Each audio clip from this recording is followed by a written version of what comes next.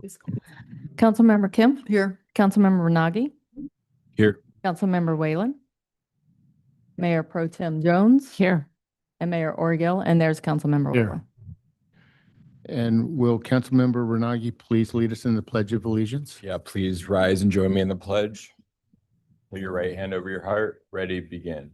I pledge allegiance to the flag of the United States of America and to the republic for which it stands, one nation, under God, indivisible, with liberty and justice for all.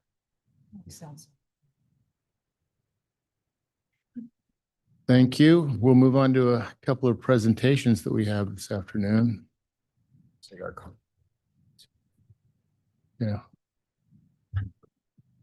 Oh, yeah. Closed session announcements. Thank you, Mr. Mayor. The City Council convened in closed session pursuant to the 6 items listed on the agenda. All council members were present.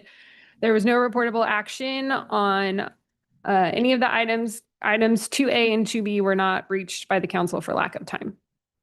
Thank you. City Manager, are there any additions or deletions?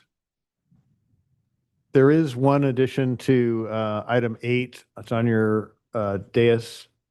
And that's a replacement for a document that's otherwise within attachment 8. Thank you. And I'll ask the city clerk to review our new rules or policies, I should say, for our electronic, the Zoom portion of the meeting. Yes, thank you, Mayor. And for those of you in the audience, we do have a few people that have joined us for the two-way on the call. But for those that are not aware, this is the first council meeting that we are allowing telephonic participation. So if you ever need that information, if you want to go home and listen to the rest of the meeting from home or participate, on the agenda and online, it'll be, you just scroll all the way to the bottom. The printed versions is the last page, and it talks about addressing the city council. And the reason why it's at the bottom is because it's literally 2 pages of instructions. But under two-way telephonic service, that's where you will find the number to call in and the webinar ID that you will need when you call in. That is what will be made available. The meeting cannot continue if that availability ends unless we spend an hour trying to fix it. So you will be able to call in and listen that way. As an added service for those that do want to use their mobile devices or their computer to use the Zoom app, we are providing a Zoom link, and that is also in the agenda. And I shared it on my social media. But the way the meeting is going to occur is, in order to give people that came here in person the opportunity to speak on the non-agenda public comments, the people in the room will be able to come and speak. For those that are joining us remotely, you'll be able to speak at the end of the meeting for non-agenda items. For agenda items, again, anyone in the room that wants to speak on the agenda item, you'll come up to the podium. Once everyone in the room is done, then we'll go to the people that have called in, either through the Zoom app or the telephone. So I think I covered everything. Madam City Attorney, do you have anything you'd like to add? That was an excellent summary. Thank you. Okay, and feel free to reach out to me at any time if you have any questions or concerns about how to participate. I'm Anne Marie McKay, your city clerk. Thank you, Anne Marie. It's my honor to welcome Congressman Dave Min to the podium for a presentation. Thank you, Mayor Orgill, Mayor Pro Tem Jones, Council Members Whalen, Brunagi, and Kemp. It's a privilege to be here. My name is Dave Min. I have the privilege of representing Laguna Beach in Congress. And I am very proud to be able to say that we are here today to present $1.7 million in federal funding that we secured for 2 important priorities related to wildfire prevention and mitigation here in Laguna, including $850,000 for the new for the South Laguna Beach Fire Station, on $850,000 to help with the Laguna Canyon Road Protect and Connect project. The current South Laguna Fire Station dates back to the 1940s and no longer meets modern emergency response standards. As you all know, obviously that is a serious concern for a community like Laguna Beach that faces such a prevalent and ongoing risk of fires. This $850,000 in funding will help the city move closer to replacing an outdated facility with something that is modern, that befits the needs that this fine city has, that will better support our firefighters, first responders, and the residents who count on them in moments of crisis.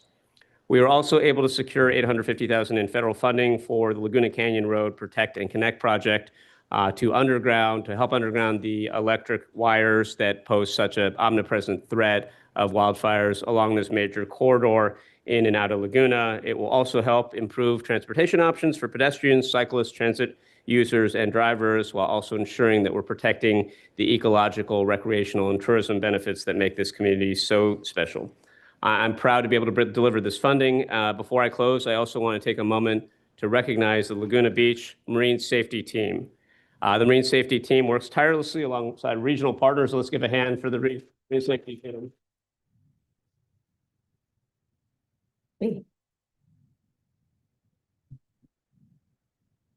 You all work day in and day out in often dangerous conditions. You make Laguna such an important and special place for the tourists and locals who come out to our beaches every single day.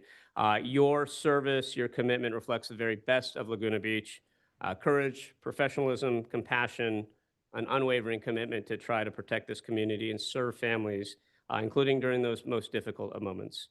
We do ask a lot of our first responders, whether those are firefighters, lifeguards, marine safety officers, public safety personnel. They show up for us every day. They deserve the tools, facilities, and infrastructure needed to do their job safely and effectively.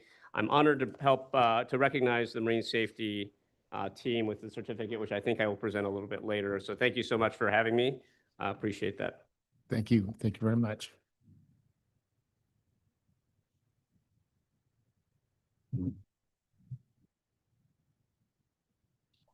Yeah, we should probably do all the big photos now. Yeah.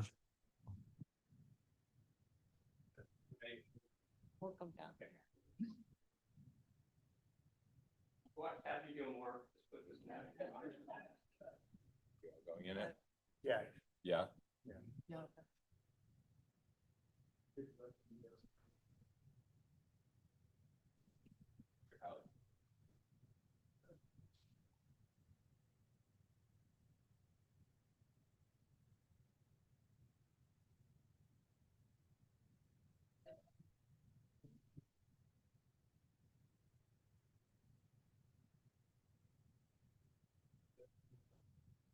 Yeah. Thank you. Thank you, Mayor. Is Kai on? Hi. Congratulations. Thanks so much. I don't know if you want to bring in your other folks. Yeah. Yes.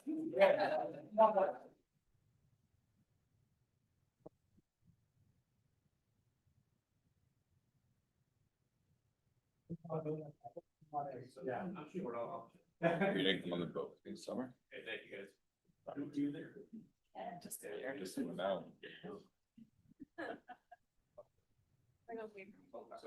Go every summer? But I did not swim. Yeah, you can swim out. There's a light prevalent there. It's like happens. I said, Let me know if you want to do together. I'll stand on the chair.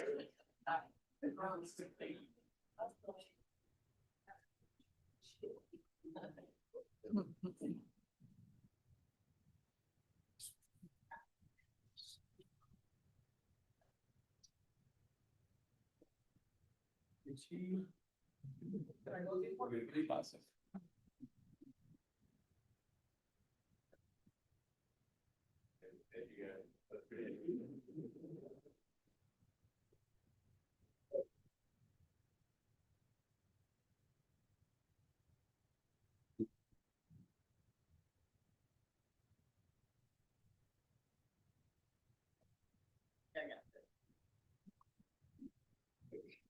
Hey, Mike. How are you? You too. Good stuff. You too.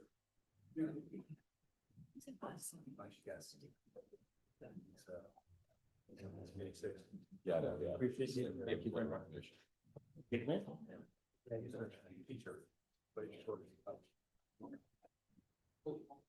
Retired about 5 years ago.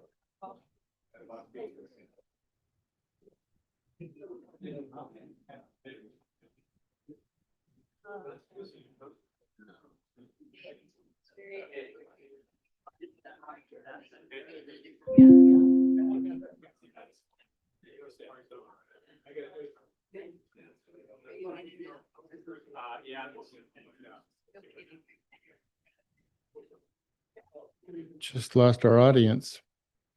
Okay, next, the city of Laguna Beach is proud to recognize and celebrate full-time employees who have reached a milestone year of service and employment with the city during the second quarter of 2026 calendar year. After I call your name, please remain here at the front of the room here. From Community Development, Lisa Hahn, Permit Services Supervisor.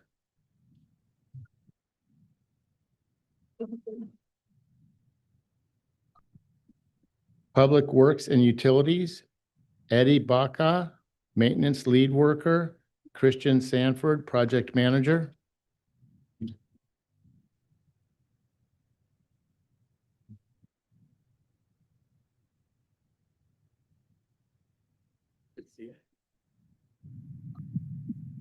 Public Works and Utilities, Miguel Eddie Baca, Maintenance Lead Worker, Dios, Christian Sanford, Project Manager. Accounting Technician.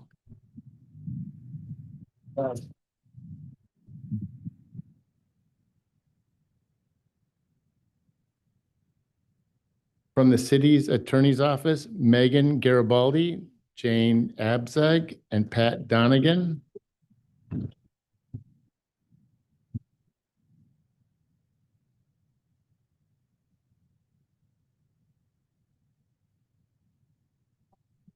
Thank you.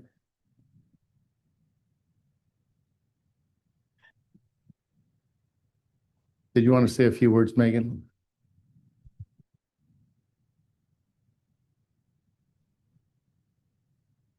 Excuse me while I turn the page. Police, Ryan Christensen, police officer.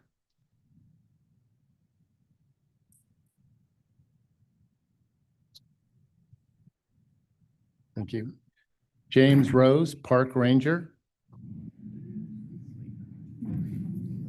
Thank you. Public Works and Utilities, Catalina Ramirez, administrative assistant.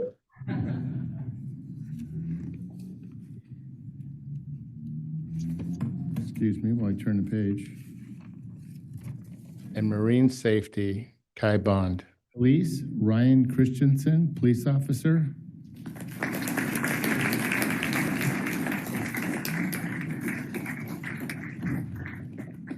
Thank you. James Rose. Thank you all for your service to the city of Laguna Beach. Congratulations to each one of you. Thank you so much. Public Works and Utilities, Catalina Ramirez, administrative assistant.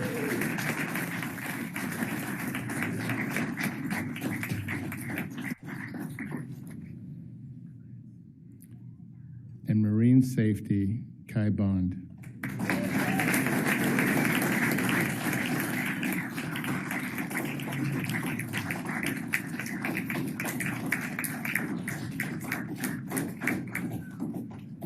Thank you all for your service to the city of Laguna Beach. Congratulations to each one of you.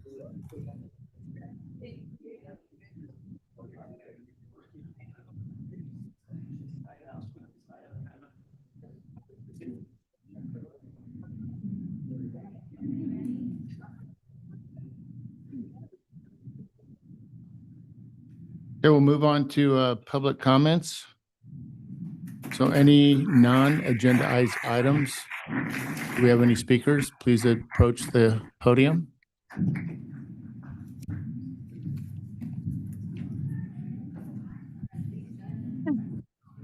Good evening, Mayor Orgel, council members, Whalen, Runagi, Kempf, and Jones.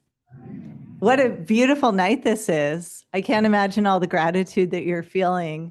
$1.7 million, all these incredible employees. Thank you. And thank you for the peaceful 4th of July we had here too.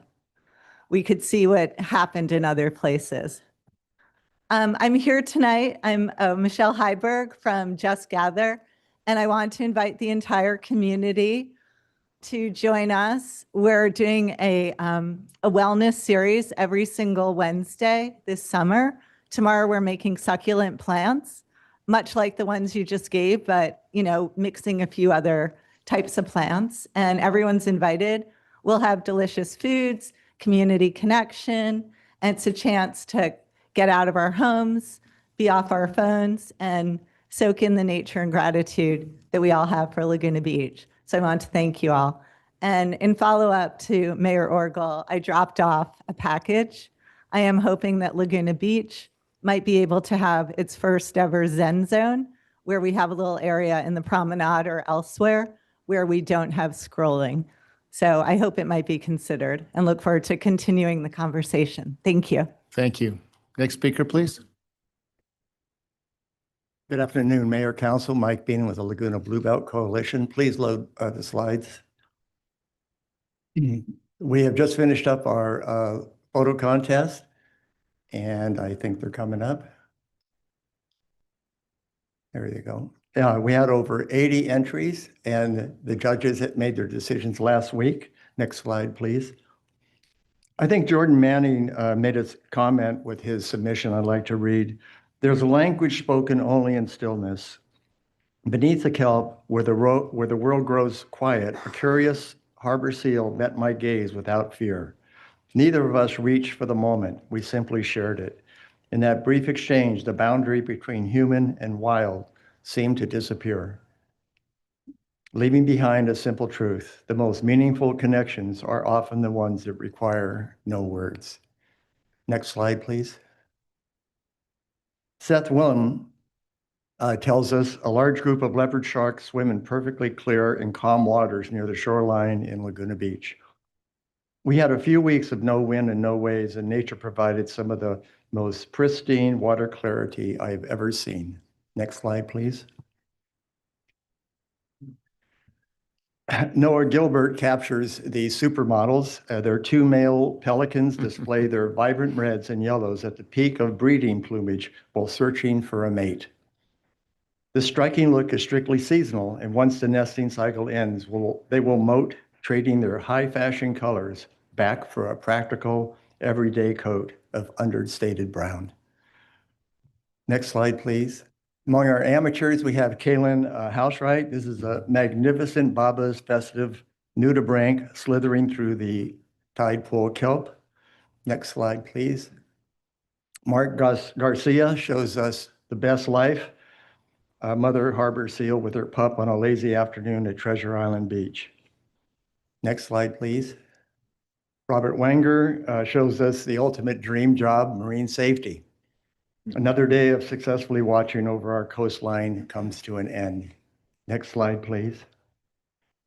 We had some great judges again this year. Greg McGilvery, of course, is Academy Award-winning filmmaker and renowned ocean explorer. Julianne Steers guided us through marine science. She's a conservation photographer and ocean advocate. And then Rich Gurman, of course, is the founder of Project O. He's a photographer and ocean conservation advocate. Next slide, please. But now is your turn to vote for the best of the rest. You can go to the Laguna Bluebelt website and you can vote on your favorite photo for this year. Don't miss out on the artist reception August 6th at Alcad Gallery, where you can see the winning photos. I want to remind you, the contest is more than just great photography. It's about inspiring appreciation of the marine protected areas that protect Laguna's extraordinary marine life. Finally, I want to thank Ann Gertz, Ginger Wallace, and all of the people that manage this event, and thank the city for your support. Thank you. Next speaker. Hey guys, Carrie Reynolds. I'm here to say that on July 3rd, I wandered down to the promenade and I just want to thank you. We had I think I've been there 5 times already. It's only been open 4 days. But we took some out-of-town friends down on the 3rd, and we couldn't get a table because the restaurant was booming. Yay, you guys. And the manager told me that they did pre-closing of the promenade numbers that day, which were very impressive numbers she shared with me. So the good news is you did it, you got it open, and those of us with vision can see exactly what it's going to look like when that kelp statue starts doing the water dance. So thank you again. Thank you very much. Good evening, distinguished mayor and council members. My name is Joe Moreno, Joe Bechtold Moreno. I've been a homeowner here in Laguna Beach for 3 decades. Very rarely come down. And I wrote something down because I won't remember everything I want to say. So forgive me for looking at my phone while I'm talking. My name is Joe, and I've been homeowner here for Laguna Beach for 3 decades. I'm here tonight to say thank you. Let's be honest about something. Governing is hard. Critics are everywhere. You cannot please everyone, and every single decision you make is going to upset someone. That is the nature of the job. When you say yes, someone wanted no. When you move fast, you moved too fast. When you take your time, you took too long. The arrows come out no matter what, and yet you keep showing up. I want to commend you specifically on the promenade. It looks fantastic. The new trees are going to fit beautifully as they fill in. And I watched you do your due diligence. Public safety was at the forefront, and that matters because the right time to replace aging trees is before an accident, not after. Before one comes down on a storefront, before one falls on someone's child. You made the hard call early, and that is exactly what leadership looks like. But the promenade is just what we can see. What we don't see is the rest of it, the countless hours behind the scenes, the daily briefs you read at home to prepare for these meetings, picking up trash at the beach, labeling our trash cans to remind tourists to take care of our village, to take care of our city. The pay does not come close to matching the sling and arrows that you put up with. Most nights, no one says thank you. So tonight I will. Thank you for your service. Thank you for your patience. Thank you for caring about this town the way the rest of us do. As a resident of 30 plus years, I am genuinely happy with the direction of Laguna Beach. And it's because the people sitting here on this dais, because of all of your hard work. Thank you. I appreciate you all. Thank you very much. Hi, Council. Laura Parisi, City Treasurer. I needed to let you know that the Bank of America has asked me to partner with them, do a presentation on banking cybersecurity for the upcoming CSMFO conference. So I thought I would do that and let you know that that is going to happen. Thank you. Thank you. Next speaker.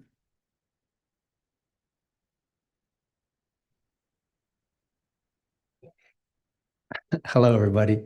I'm Ruben Flores. Happy post 4th of July. And I hope you guys all had a good holiday. I was able to be out of town in Santa Barbara to experience somebody else's 4th of July and their crowds and their promenade. And I look forward to our promenade being successful. Item number 1, the arborist. I know he no longer is here. I'm hoping that position won't be closed. It would be a step in the wrong direction to not have an arborist in our town. There's so many concerns with fire, with safety, that it's a position that we really, really need.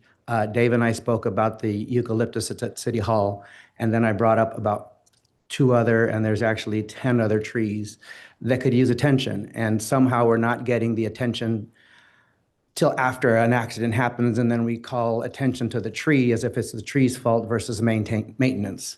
So I would like to either walk with you individually, walk with you as a group, but I can show you different things that need to be handled in our town before it's an issue, because it's 10 times more costly to clean up than it is to trim it the first time.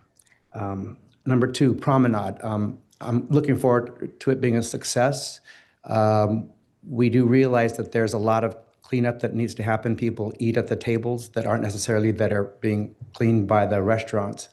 And that's probably an hourly task. And I don't think we have the employees yet to do that because people, they're not from our town. They're not our lovely people. They're out-of-towners that just throw stuff on the ground. And so we need to make sure that we're going to police that and make sure it doesn't look worse than it should be, an inviting place. We are going to have more tourists, and I was looking at how Santa Barbara handled their tourism, and we're a little behind the cue ball. So I'm hoping that we can put cardboard trash cans on the beach, on the sand. I think that people maybe have a better intention than we think than they do. But if we don't make it easy, they're not going to go to the extra mile. So what if we put cardboard trash cans between the boardwalk and the water and made it so that they could throw their stuff in there rather than expecting them to come all the way back up to the trash cans, because that's not going to happen. And what if we had porta potties on more of the beaches so that people can be responsible and not do things that they shouldn't do in the bushes and trees? These are both things that I think we could put into effect fairly easily and quickly, and we don't need to have a major caucus about it. We could just do it.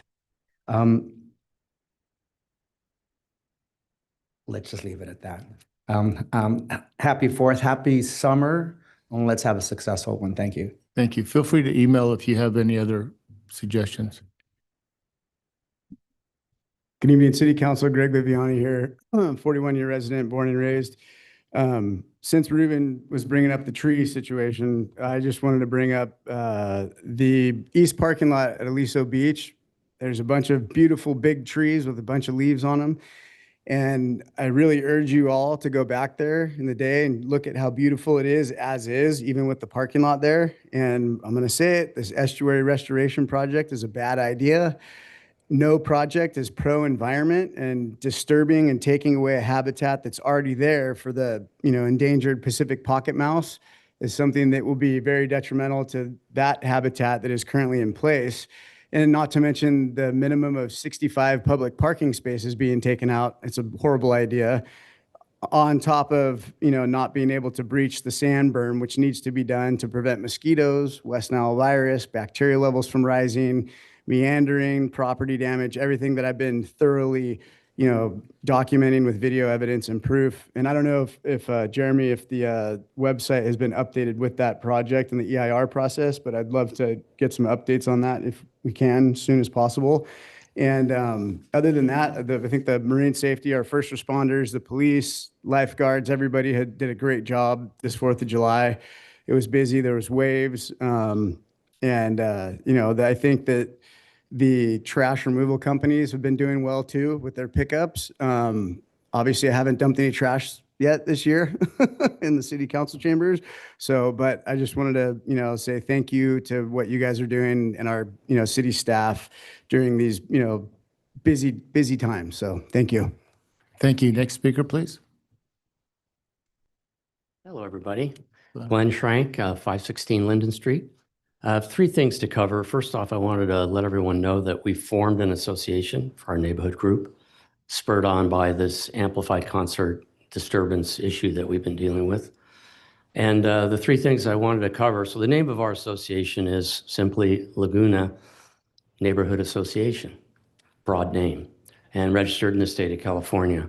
The 3 things that I wanted to cover, one is what's coming up on the agenda, I know, is the noise issue for amplified sound concerts. Wanted to reiterate again our willingness to participate and collaborate with the city staff on this particular issue. In particular, we found 2 acoustic consultants.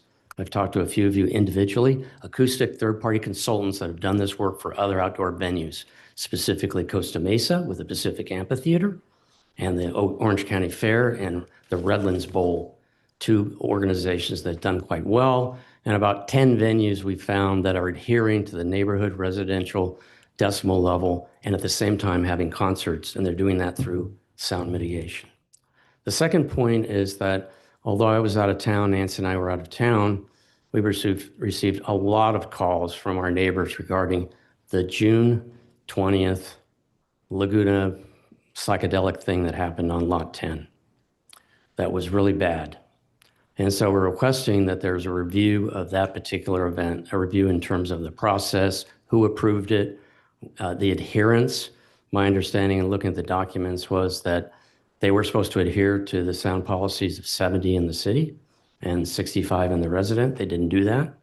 They were supposed to be monitored by the police. I don't think that occurred. And the calls that came in was, I looked at the police log, and there's no log of complaint calls from the neighbors on this issue. And so it reiterated what Karen sent into you all, which was when she called, the police response was, well, the city approved the permit. We don't do anything associated with that or something along those lines. So there's a disjoint going on with this particular event, but in general, how events get approved without adherence to the existing noise areas. And the third thing that's going to be coming to your attention is the shooting range. So we went to a community development hearing where the group proposed to remodel that facility that's outdoors. It's like trauma to hear gunshots all day long. It doesn't belong in our neighborhoods anymore. And so we're going to ask that some of the funds associated with that can be used to do something else, send the police to an indoor shooting range somewhere else, but close down the shooting range. Thank you. Thank you. Next speaker. Good evening. My name is Christy Miller, and I'm here to offer my sincere and support for the newly opened promenade. Thank you to everyone who made that happen. I appreciate the work that went into bringing this project to life, from the planning and collaboration across departments to the attention to the details that will make the promenade welcoming and functional for residents and visitors alike. The promenade will be something that the community can truly be proud of. I also want to thank city leadership and staff for their professionalism and persistence to seeing this project through. Please know that the committee sees the efforts, and many of us are grateful. Improvements like this strengthen the character and make the community safer. It's a wonderful place to gather and spend time together, and we really are excited about utilizing it. My last comment is to thank everyone that was involved in making sure our 4th of July was as safe as it was. I know that many of the residents feel grateful, especially in light of what else happened in other cities, for the people that we have at our city that keep us safe. So thank you. Thank you. Next speaker. Are there any other speakers? None. I will close public comments. We will come back and go to matters from the mayor and city council. I have a little bit of an update if Anne Marie could call it up for me.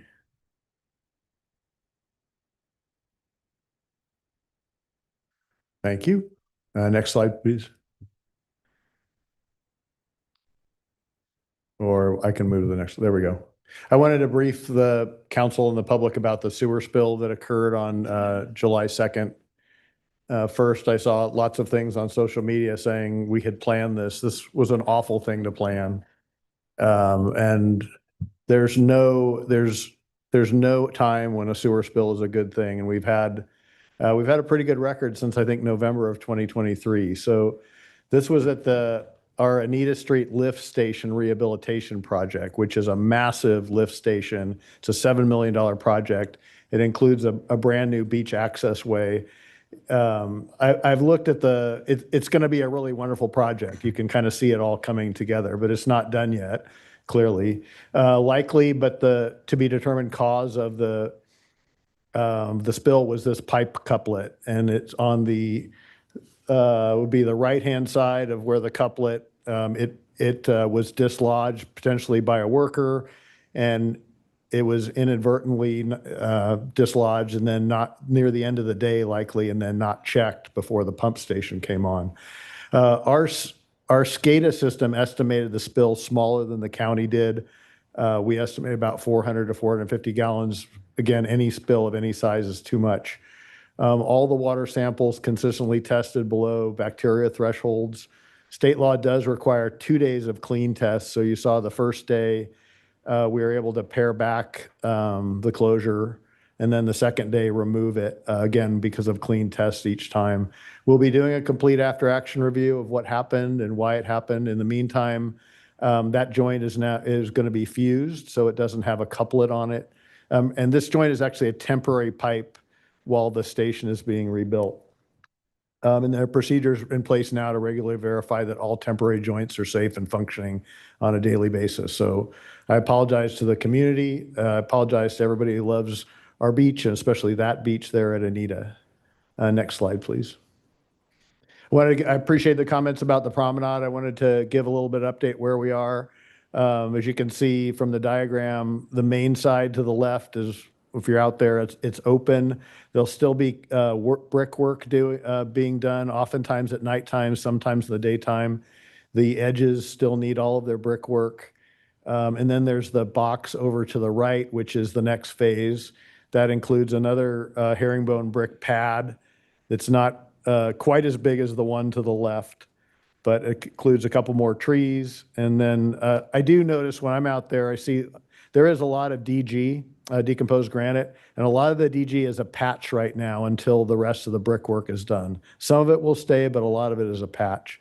The umbrellas are not in yet. These are temporary umbrellas. There's new ones coming in that are not custom made, but specifically made for the promenade with electrical heaters for the wintertime. So what else jumps out? The storm drain grates are not in. That's why you see this plywood on each side of the promenade. Those are supposed to be decorative storm drain grates. And so if there's a rainstorm, we're going to be out there drilling holes, but those should be in fairly quickly. So that's kind of the July news. So expect work in the daytime and nighttime, but it'll continue to ratchet back the fencing.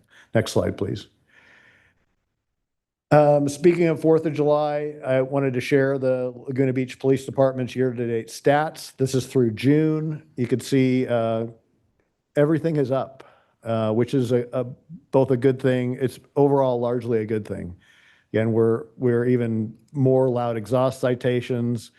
You can see the change in speeding citations. So this would be each year, January through June of 2025 and January through June of 2026.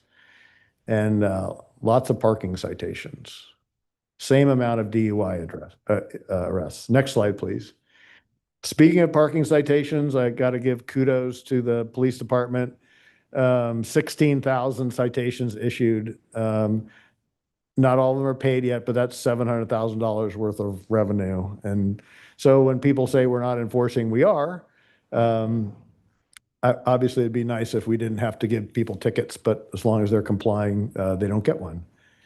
And those are the major causes of the top 4 violations. Next slide. This is from Kai. These are marine safety stats for July 4th and 5th. Again, 22,000 public comments, largely from the group of people you saw here about 20 minutes ago. 374 rescues. Next slide. Lastly, the first meeting of the hospital task force is coming up. That is open to the public. It's an introductory talk about the purpose meeting. It's Thursday, July 16th, so a week from Thursday, from 4:30 to 5:30 at the Susie Q's multipurpose room. And with that, I'll turn it back to you, Mr. Mayor. Thank you. Thank you for that update. Madam City Attorney, No report tonight, Mr. Mayor. Councilmember Kemp. Thank you, Mayor. I have just a few comments. One, I do want to, and I was so glad you showed the stats for our public safety organizations. They been doing a fabulous job. And, personally, as a council member, I haven't had a lot of complaints about lack of enforcement. Like last year, we got a lot of complaints just in general about the number of tourists that were in town and the challenges they kind of created for everybody, but haven't heard much about that. The fireworks show was great. We got a lot of good compliments about that. It was a little bit longer this year, I think, than last year. Lots of people down watching. I was down with some of the council members and their families, and we had a great time, but it was really a good show. I also want to thank Public Works for all their cleanup on July 5th. They started at 4 o'clock in the morning, and by the time we were out and about, it looked really clean in town.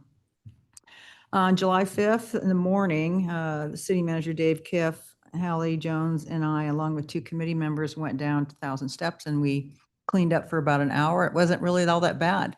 So we spent about most of our time up against the hillsides, and I suspect a lot of the debris that we found was from tides, high tides, but it looked really good. I want to thank the Garden Club on July 6th. We had about 20 people at Heiser. That was yesterday, cleaning up. What a industrious group of people they are, and really fun. We had a really good time, about an hour and a half there. That's probably never been cleaner. That had to tell a couple people, don't climb over the fence to get on the bluff top and pick up cans and stuff.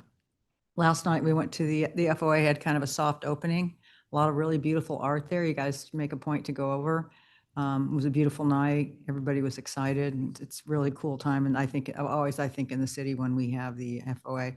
And then finally, Glenn mentioned sound mitigation for the bowl. I met with a environmental sound engineering company along with Ben Warner from the Coast Film Festival, and we're going to be having a meeting with community development and Public Works about some possible mitigation measures that we can put right directly behind the bowl. So it's going to require some discussion with our city partners. So more on that coming up. Councilmember Renagi?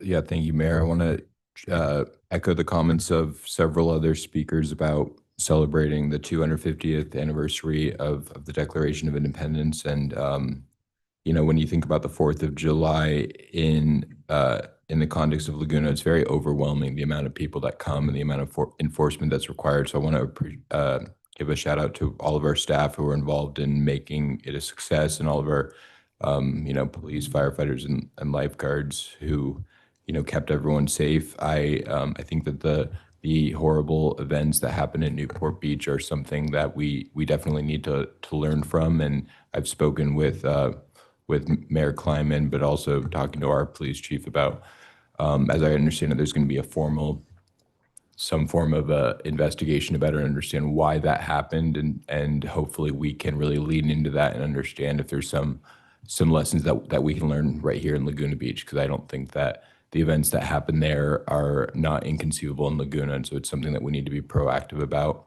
I also appreciate the officers from Laguna who participated in that mutual aid effort to deploy resources to keep Newport Beach residents and visitors safe. Related to that, I spent Friday evening shadowing our members of our police department. I've done a ride along with the police department before, but this was my first time shadowing our dispatchers. And really, I think it's hard to see. You could argue that they're the most important people in the city, because if they don't answer the phone and deploy resources accordingly, the firefighters and the police officers don't know where to go. So it was so impressive to watch how they're able to deal with such, urgent situations, because when you call 911, it's urgent, and do it in such a calm, professional, and exceptional way. It was very amazing to watch, and I definitely learned a lot from the experience. I think I also learned that our dispatch room is very small, and we really need to prioritize that, having a bigger room for them for a wide variety of reasons. And I'm excited that we bought more cameras recently that'll be a part of our what will hopefully eventually be a real-time crime center. So that's something that I'm going to be prioritizing, is how we can give our dispatchers the tools that they need to help keep us all safe. So I want to give a shout out to our dispatch team. I then joined our police officers for a ride along. This was Friday evening, and I really came away amazed by how professional they are in dealing with so many different people. We had to respond to first the Sandpiper and then to the Marine Room. And it is just amazing when you see how they engage with people who are not acting in a way that is very nice and professional. And so I just want to give a shout out to our police officers for all that they do to keep us safe. Some good news to report. Last week, I was at the Nixon Library for the Association of Orange County Cities Annual Innovation Awards. And I want to congratulate Chief King and the whole fire department who received the Valor Award for their great work in responding to the Rancho fire. The Laguna Beach County Water District, which the City Council acts as the board of, we were also recognized along with Newport Beach and Fountain Valley for our partnership to build a groundwater well, which is going to essentially build on the promise that happened 100 years ago in 1925 when a group of Laguna Beach residents pretended to be duck hunters to secure the water supply for the city. And, without them, we wouldn't have a city here. And I think that that's just such a good reminder of the importance of investing in our infrastructure. And, with things like water and sewer, you don't really think about that infrastructure until you have a drought or you have a sewer spill. And the goal should be, as public officials, to proactively really address those issues so that you can mitigate it and keep everyone safe. And so I appreciate the city manager's report as it relates to the sewer spill. I think that I'm glad that we're learning from that and implementing better practices for this project as we move forward. And then I also think, just stepping back aside from that specific project, we are going to have, when we look at the condition of our infrastructure, and we did our first wastewater master plan last year, we are going to have to replace a significant amount of lift stations. And so it's going to require a lot of investment and a lot of focus.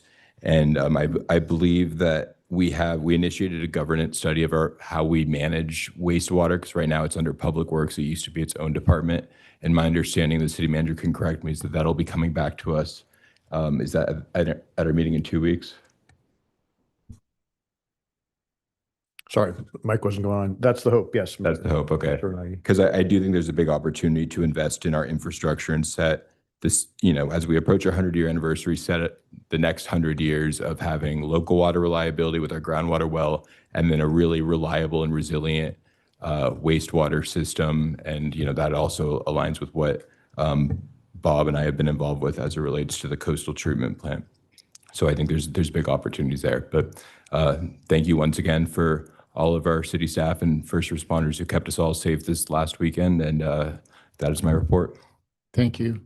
Councilmember Whalen? Just a couple of things to add. I was at the opening of the Sawdust and the opening of the festival. The mayor did a great job cutting both ribbons. Had a little trouble with the Festival of Arts ribbon, but he got it done. The 4th was great, as Sue and Alex have both said. I also want to call out not only our first responders, who of course are great every year, but our CERT volunteers. I mean, we had some CERT volunteers that spent 18 hours, getting things set up around the fireworks and managing traffic. So thank you to all of them. Dave mentioned the hospital task force first meeting. I hope some members of the public will come and participate or listen in on that. It's just going to be organizational, but it's a good kickoff. I do want to thank SACWA, the South Orange County Wastewater Authority. The city's a member of that. They reached out to me and Dave, and we were able to expedite the testing on the water over the weekend, so we were able to get the waters open a little more quickly. Last night, the Emergency Disaster Preparedness Committee had a presentation from TJ McGovern, the Orange County Fire Authority chief. And the takeaway from that is Orange County Fire Authority deals with most of the county, or a lot of the South County area. And he detailed for us sort of all the mutual aid resources that are available to the city and how aware OCFA is of our open space and the potential risks associated with it, and how, they're always ready to coordinate with Chief King and our whole fire department there. So that was kind of comforting to hear that there's, they're the ones that control the air resources, which are absolutely key in fighting any fire. And then lastly, I see him way in the back, Captain Mike Peters. I think we just heard he just graduated from the FBI Academy. So you're never too old, Mike, to graduate from another program. Congratulations.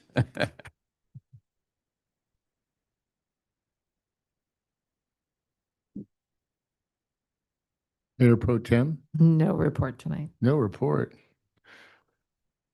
Well, as Bob mentioned, I was busy cutting ribbons at both the Festival of the Arts and the Sawdust Festival. Sawdust grounds look great, as do the Festival of the Arts ground.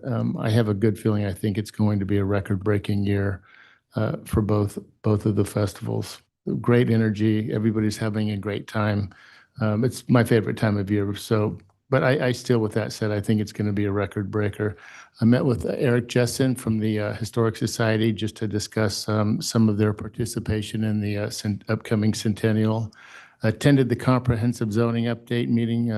Councilmember Whalen and myself had a meeting with Shana from Stu News, Eric and Richie regarding some updates on the promenade. Met with the library design team. Carissa had a centennial meeting. Art Affair, I attended the one of the Art Affair events.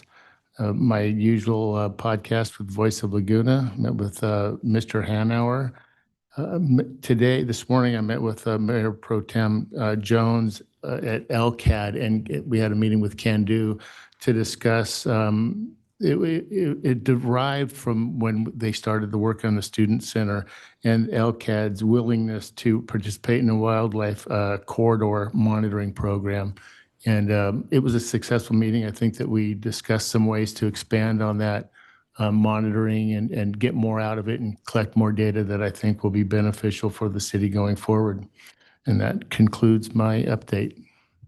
So we will move on to consent calendar. Mayor, before you move on, can I just say a quick word? I would just like to congratulate Marianne Tracy. She retired, for those that aren't aware, and her last act of service was providing the July 4th barbecue for the employees and that had to work for July 4th. So that's an amazing way for a public servant to go out, and only Marianne Tracy, that's the way she would have wanted to go out. And Thank you. Thank and you, the- Marianne. The PD, the last 5 years have been very lucky to have her. So I just wanted to comment on that. They have, and thank you for bringing that up and reminding us. Thank you very much. So we'll move on to the consent calendar. Are there any items that council wishes to discuss? 11.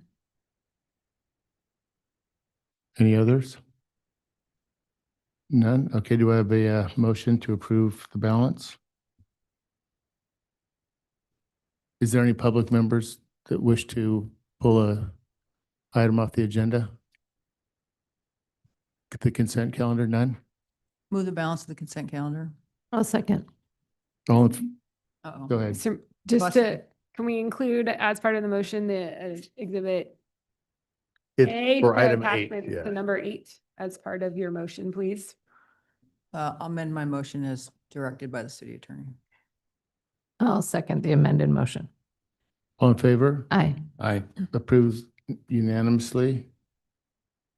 Okay, let's go to, so what's number 8 then, Megan? No, Eight's already taken care of. oh, it's already taken care of. Okay, then we'll move on to 11. Sue? Sure. So as folks come up, for the folks at home and here, this is an award of contract for a mobile parking payment system to IPS Group. And would you like a presentation or what would you rather do? Well, could Sue and I give Sure. our take and why we pulled it, and then Yeah. kind of see if, so this was an item to, related to parking management, and Councilmember Kempf and I, in our efforts related to efficiency, we asked the city manager if we could set up a meeting with the contractor, IPS, and city staff, and we had a really productive meeting this morning. And our ask would be to just continue this item so that we could, based on our call this morning, we think there's opportunities to better implement some of our priorities from the parking master plan as it relates to just a more integrated approach to parking management, potentially look at a longer contract, potentially look at how the fees are structured. And so we think we have some ideas for how we could generate cost savings and just more efficiency and a better overall parking product. And so we want to work with staff and bring back recommended options. Do you have anything to add, Sue? Yeah, I think, so that was a good overview, but I think one of the things we need to do is, so we have a lot of changing technology, AI, and a lot of other things that are happening, concurrently. And this product does use a lot of technology. And we think maybe we should have a carve out somehow in our policy for technology solutions that maybe we don't need to go out necessarily for a full RFP for. So maybe we can consider like a carve out of our policy for technology. And I think that'd be a smart thing to do, just as we can get on board quickly, evaluate this technology. And we had a great discussion about this company and their product, their integration opportunities. And so we want to negotiate with them, but I think we need to have a little adjustment to our policy just for technology. The one thing I'll add is that because what we really proposed was the idea of aligning the incentives between what are the goals of the city as it relates to parking, and then what are the goals of the vendor. And from the call this morning, IPS seemed very excited about that opportunity where this could actually allow for a better contract on their end and for the city. So our recommendation would be to continue the item. You mentioned the parking management plan. So you guys are going to be evaluating just the parking technology, or are you actually going to be revisiting the parking? We're talking, so there was a lot of great priorities in the parking in that plan. Okay, they're referenced. And the idea is that we could better implement those through this contract, where instead of having us, instead of requiring a lot of changes down the line, we could get it right on the front end and have them, and also look at how we can integrate this with enforcement, but also just look at it from the perspective of we're going to be putting a lot of money into this infrastructure, and then at the 5-year period, the contract ends. And so from a leverage standpoint, it doesn't put the city in an ideal position. Whereas if we had potentially a longer term contract, there could be benefits. So there's a lot of different options we're playing around with, but we just think that there's a win-win opportunity here. And so we want to work with staff and see if there's something that can be considered by the council. Okay. I mean, overall, the proposed contract's pretty good, but we think we can negotiate some more advantageous, opportunities for both of us, for both the vendor and for us. Okay, I would support that. Mhm. So your proposal is to continue the item to a date uncertain? Ideally, it could come back in 2 weeks, because firstly, I think everyone really likes this vendor. They're one of our current vendors and really have performed well. And then we have some technological fixes that should be implemented sooner rather than later. So ideally, we could wrap this up and bring it back 2 weeks from now. I'm happy to make that motion. Do we need to state a date specific? Yeah, July 21st, Next meeting. right? Did you say 21st or 20? It's the 21st, right? I'm just doing my math. Yeah, so you want to make that motion? Well, you need to go to public comment. Oh, I apologize. Do we have any speakers on this item? None. Close public comment. Bring it back for a motion. I move that we continue this item to the next city council meeting currently scheduled for July 21st. I'll second it, but I had a comment on this, and maybe it's going to change a lot, which is based on the recommendation coming back. And it's something that, I know on these, we're not obligated on these kind of things to take low bid, right? But we get 7 bids in, we interviewed 4, and then there's a recommendation for IPS, $2 million, fair amount of money, right?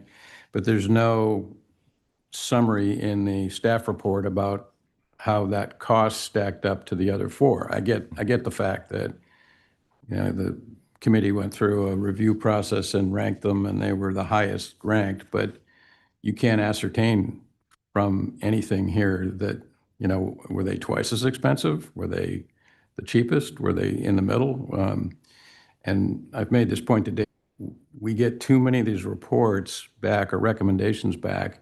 And I'm confident the process has been good and staff's done a good job, but we get too many reports back where there's no discussion of the relative cost factors of these firms that are proposing to us. And it just should be included. We don't have to say we're going to take the cheapest, but I just think we should know as part of the decision process, and the public should know as part of the decision process, you know, what was the relative ranking on the cost basis among other factors? And we can still go with the highest rated firm, but anyway, I would request that we start doing that as a matter of routine on all of these contracts. Would you like to include that in the motion? No, I see the city manager shaking his head, so I don't need to make it a part of the motion.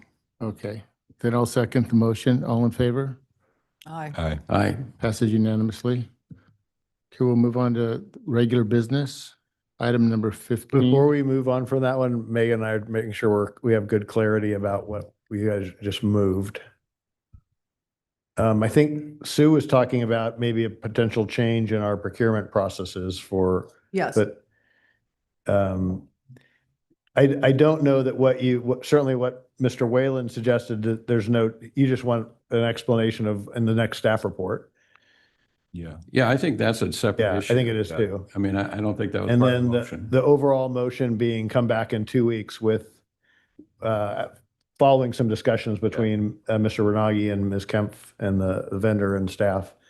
But the question is, go ahead, Megan. I just wanted to clarify if the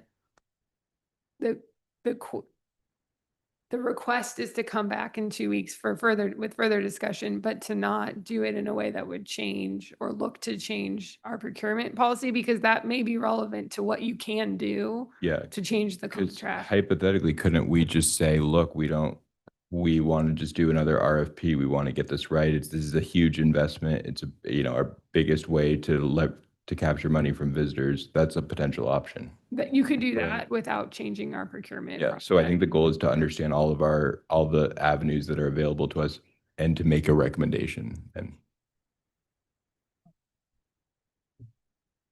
Okay, understood. So I think if we want to look at a change to procurement as it relates to technology, we'll have to have a separate conversation about that. And I think that's part of the thing that's interesting about this contract is it's one where right now we have two different vendors. One is the Frog, where they've invested a lot of money into the app and all those sensors. And then we have IPS where we've invested through them money we've invested money in both instances into the meters and the pay stations. And it creates an interesting set of circumstances for the city, because it's not like you could go and, after this hypothetical 5-year agreement, it's not like you could go to another vendor and have them take that over. So you're putting a huge capital expense into something that only they can do. And so that's one of the goals, is to better understand how we can change the city's leverage to really make sure that we are getting a good deal here and advancing our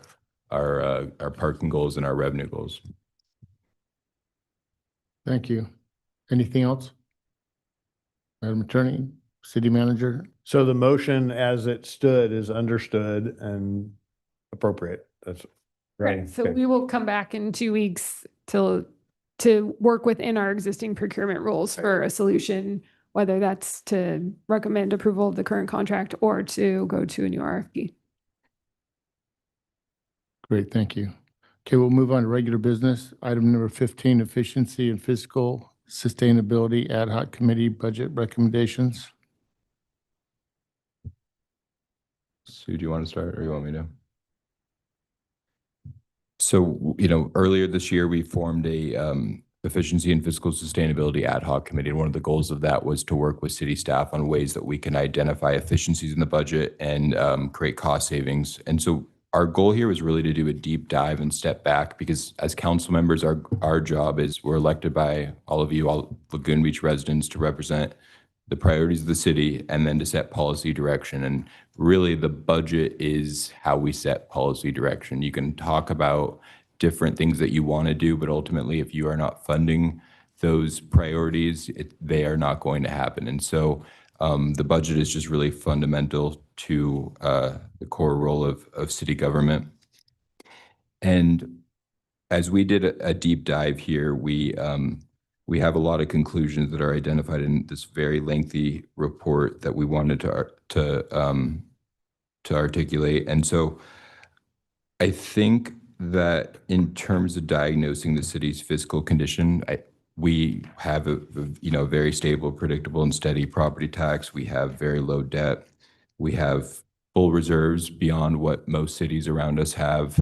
And over the past few years, we've also made great investments in critical public safety activities. For example, with wildfire safety, we've invested $30 million to keep our community safe. We've seen the benefits of that in several instances, and especially the Rancho fire. And so we really need to continue making those investments. As part of that, we brought our ambulance program in-house. This is a program that pays for itself through the fees, and it is a much better service than when we outsourced that. We, for the first time in decades, as I understand it, added 3 firefighters, which allows for us to have a 4-person engine staffing, which is a national standard that allowed us to achieve the ISO level 2 rating. With our police department, we have fully funded law enforcement over the past 4 years. We had a huge number of vacancies in that department due to just competitiveness with other cities. We were able to give the police a substantial raise, and that's played a huge role, along with great leadership in the department, to reduce vacancies and help retain and attract the best and the brightest. In addition, we've invested in flock safety, and as a result of these investments, Laguna Beach has ranked #1 among Orange County beach cities as the lowest violent crime per capita. I could talk about marine safety and what we've done there and taking over the South Laguna beaches, and also all the investments that we've made in visitor impacts and dealing with the cost associated with visitors who are coming to the beach but not necessarily spending money, but affecting quality of life for residents. So I think as we look at it, a lot of the investments that we made over the past few years have been very worthwhile and make a lot of sense. But we're in a situation where we are having to balance the budget by taking $2.3 million from the Capital Improvement Fund and putting that into the general fund. And in a way, it's the way that we have our CIP different from the general fund is it doesn't need to be that way.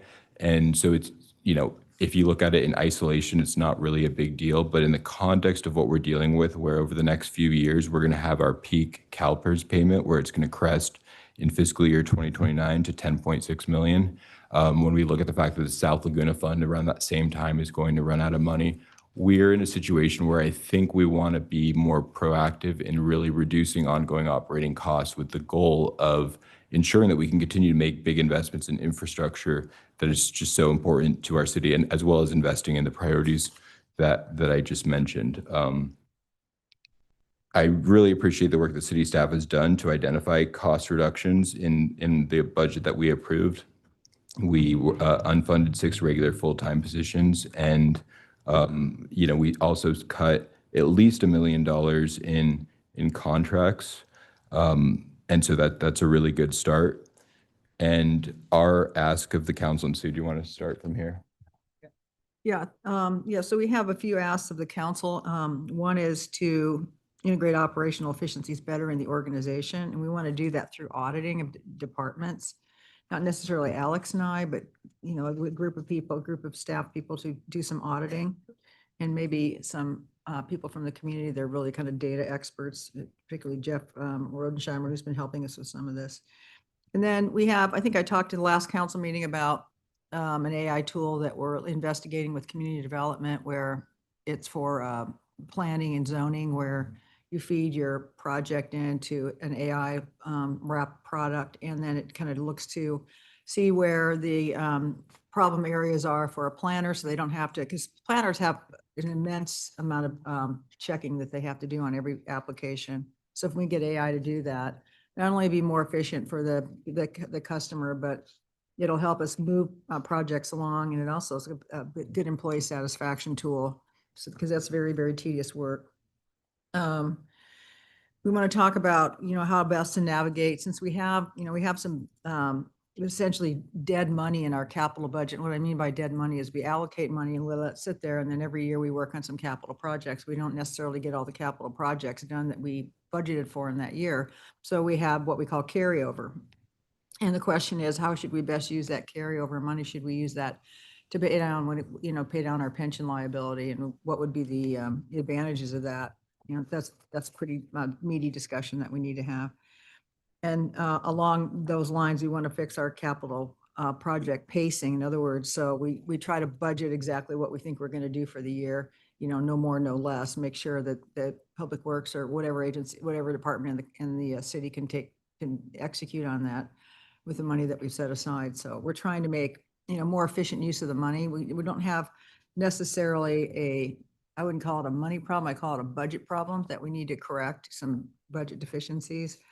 And we're not saying that we want to do like zero-based budgeting where you start from the bottom and build up. The GFOA says that, you know, line item, for example, for a council like us, where we have the size of our budget's about like, the size of our budget's about like this and all these line items in there. So it's really difficult for the council just to go through by line item.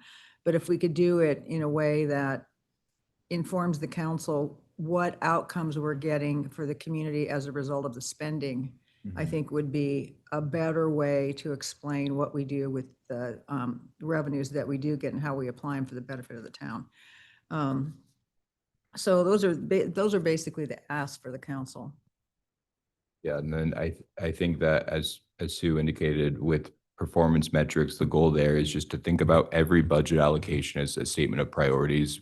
Why are we doing this? Why are we spending money, for example, on police? We're spending money to reduce crime. Why are we spending money on fuel modification? We're doing that to prevent wildfires. So really figure out the right metrics and then use that to help frame the budget, but then also some of these big contracts. And so we've already been doing that with our working with staff on the transit contract and figuring out if there's ways where we can leverage data and leverage metrics to understand what are our goals and then align the contract around those goals. It's exactly what we're doing with the consent calendar item that we continued as relates to parking. So we do feel very optimistic that that we have the ability based on our current approved budget to find at least 2.3 million in annual recurring reductions or additional offsetting revenues that are not new taxes, with the goal of bringing that in I guess that would be Q3 of this year in the fall,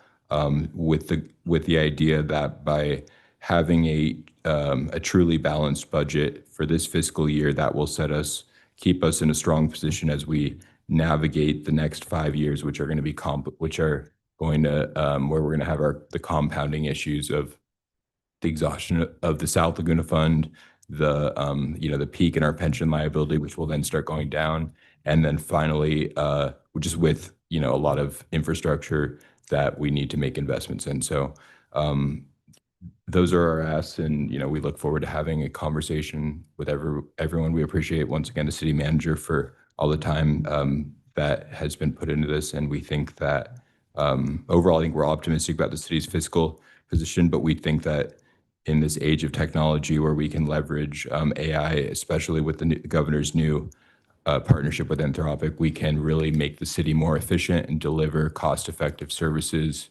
for our residents. Yeah, and I think the other thing to say is, every city, if you've been watching what's happening with city budgets, every city is struggling with their budgets, and some have really significant structural deficits. So we want to kind of mine out all the money and make sure that we make the best use of our money so we don't have to, go outside necessarily to get it. And then we're going to start with, in terms of looking at metrics, we're going to look at 4 departments. We're going to look at the city attorney's office because they have metrics. And community development, the police department, and the city manager's office. So those are the first 4 targets that we're going to be investigating and to kind of see what adjustments need to be made, if any. Okay, that's it. I'm anxious to hear what the council has to say. Is that it, Alex? Any other comments before I ask council if they have any questions? Do we have any questions of Alex or Sue before I ask for public comments? Are there any public comments on this agenda item?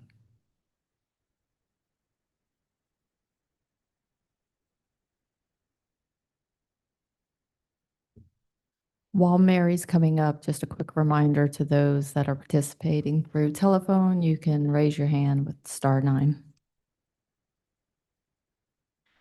Hello, Council. Mary Locatelli.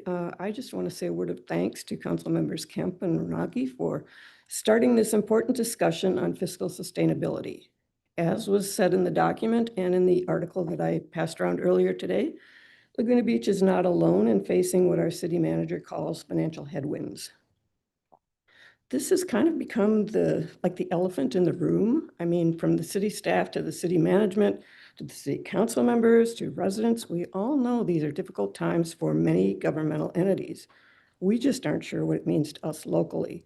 So kudos to the subcommittee for bringing up these items and bringing these things out of the darkness and into a forum where we can discuss them. I may quibble with a few of the details in the report, but overall, I'm elated that there's a document that forms the basis for future council discussions of these important issues. And I look forward to those discussions and hope they will lead to widespread agreement on a path forward. So yes, let's plan to celebrate our 100th anniversary with, as Alex said, thanks to the past Laguna greats who actually preceded us and made this moment possible. But let's also chart a course for future generations so that the city we all love can not only survive, but thrive for the next 100 years. So thank you, guys. Thank you. Next speaker. John Thomas. I support efficiency and fiscal sustainability. Who wouldn't? And I certainly support development of performance measures, since I was one of those on the Oversight Committee asking the city to do that. But while looking at use of funds is the right thing to do, what any good banker will tell you is that half the issue is source of funds. And then the key is matching sources and uses. To be fiscally sustainable, you need to do that. To match your sources and uses of funds. You don't put a 30-year mortgage on your house to pay for a 2-week vacation. That's not sustainable. That's a mismatch of sources and uses. In Laguna, our mismatch has to do with the sources of funds from visitors and uses of funds for visitor-related expenses. The staff report gets it right, where it says Laguna Beach has a strong fundamental fiscal condition, partly because of stable, predictable, and steadily growing property tax base, about $59 million a year, and 90% of that is from residential properties. But unless the city corrects the imbalance between sources and uses, much of that beneficial property tax base will be diverted away from being used for services and facilities of importance to residents and instead used to cover necessary visitor-related expenses. What's misleading in the staff report is the next statement, which goes on to list a strong visitor economy that produces well over $38 million a year in general fund and other revenue through sales tax, hotel tax, and parking revenues. Well, the visitor economy may be strong for the bar, restaurant, and shop owners, and while revenue attributable to visitors may be $38 million, the elephant in the room, another elephant in the room, is that the visitor-related costs that the city government and in turn the residents absorb due to visitor costs is probably an additional $38 million or so. For every dollar the city collects that is attributable to visitors, the city and its residents have to spend about $2. About a third of all revenue the city collects that is attributable to residents is not being spent on residents and their needs. It's being spent on services for visitors. When you look at the needs laid out in the staff report, if the city could match its sources and uses involving visitors better, there would be a lot of revenue freed up to be used for those resident needs. While the city should pursue what is suggested in the report, that alone will never solve the problem. We can't cut spending or spend smarter enough to make up that gap between visitor revenue and visitor cost. And I understand that people are opposed to increasing taxes. I'm opposed to paying more taxes. What we do need, however, is to tax the right people instead of taxing the wrong people. We don't need a tax increase, we need a tax correction. And a tax correction that taxes the right people should be part of any fiscal sustainability effort. Thank you. Are there any other speakers on this item? None. I'll bring it back to council. Any comments? Oh, I apologize. I forgot about the Zoom. Do we have any speakers on Zoom? No, I'm keeping an eye on it, Mayor. Yeah, you'll remind me, right? Great, thank you. I'll interrupt. Can you, do you have a question, Bob? Hallie? Yeah, first off, I just really want to thank my fellow council members, Renagi and Kemp, for your work on this. I think it's a really important next step as we've talked about the city's financial future. And this is a little bit of a simple question, I think, directed to the city manager, which is that 2.3 million, that's a hefty number. And I would appreciate your gut check on how reasonable you think that is. I think in Laguna Beach, takeaways are hard. And I think this does involve takeaways, but as both Mr. Renagi and Ms. Kemp were talking about, it's also you look at what's on the priority list, and then those things that are not on the priority list are what you would consider reducing. I do appreciate that they phrased it such that it's a goal. I think it's a very good goal, and that it could potentially be done with offsetting revenues too, as well as reductions. Thank you. But this really goes beyond this budget, right? I mean, this will establish some best practices going forward. I think there's a lot of that in there, best practices, again, I think Mr. Renagi and Ms. Kemp talked about something that's going to be baked into our system versus so that would last a longer period of time. So is it reasonable to think that you could do both? Work on this actual budget now, the 2.3, and also work your way through all of the detail needed to go through all the exercises that the two of you just mentioned? It's reasonable over a time period. I'm not sure that some of these things may have to trail. I think that's why they've both spoken about trying to do at least get a handle on revenues and expenditures within the first quarter, because obviously you don't want to have too much spend of your fiscal year under your belt, because those reductions are much harder to attain every month that goes by. Okay. Any other questions? No, I'd just comment on that, I mean, it's a goal, but revenues and expenditures change throughout the course of a fiscal year. They always do. We don't know, for example, yet what the actual property tax assessment will be for this year. That'll come out later in July, which, as the city manager pointed out, that might be additional ongoing revenue. That's not one-time revenue. That would be ongoing revenue that might change the decision on, what the target number is. There's other factors that could come into play there. So I think the way this is articulated is for an initial Q1 update. So the recommendation, I guess, is at the end of the first quarter to bring back a proposal to us. I think that's a good goal.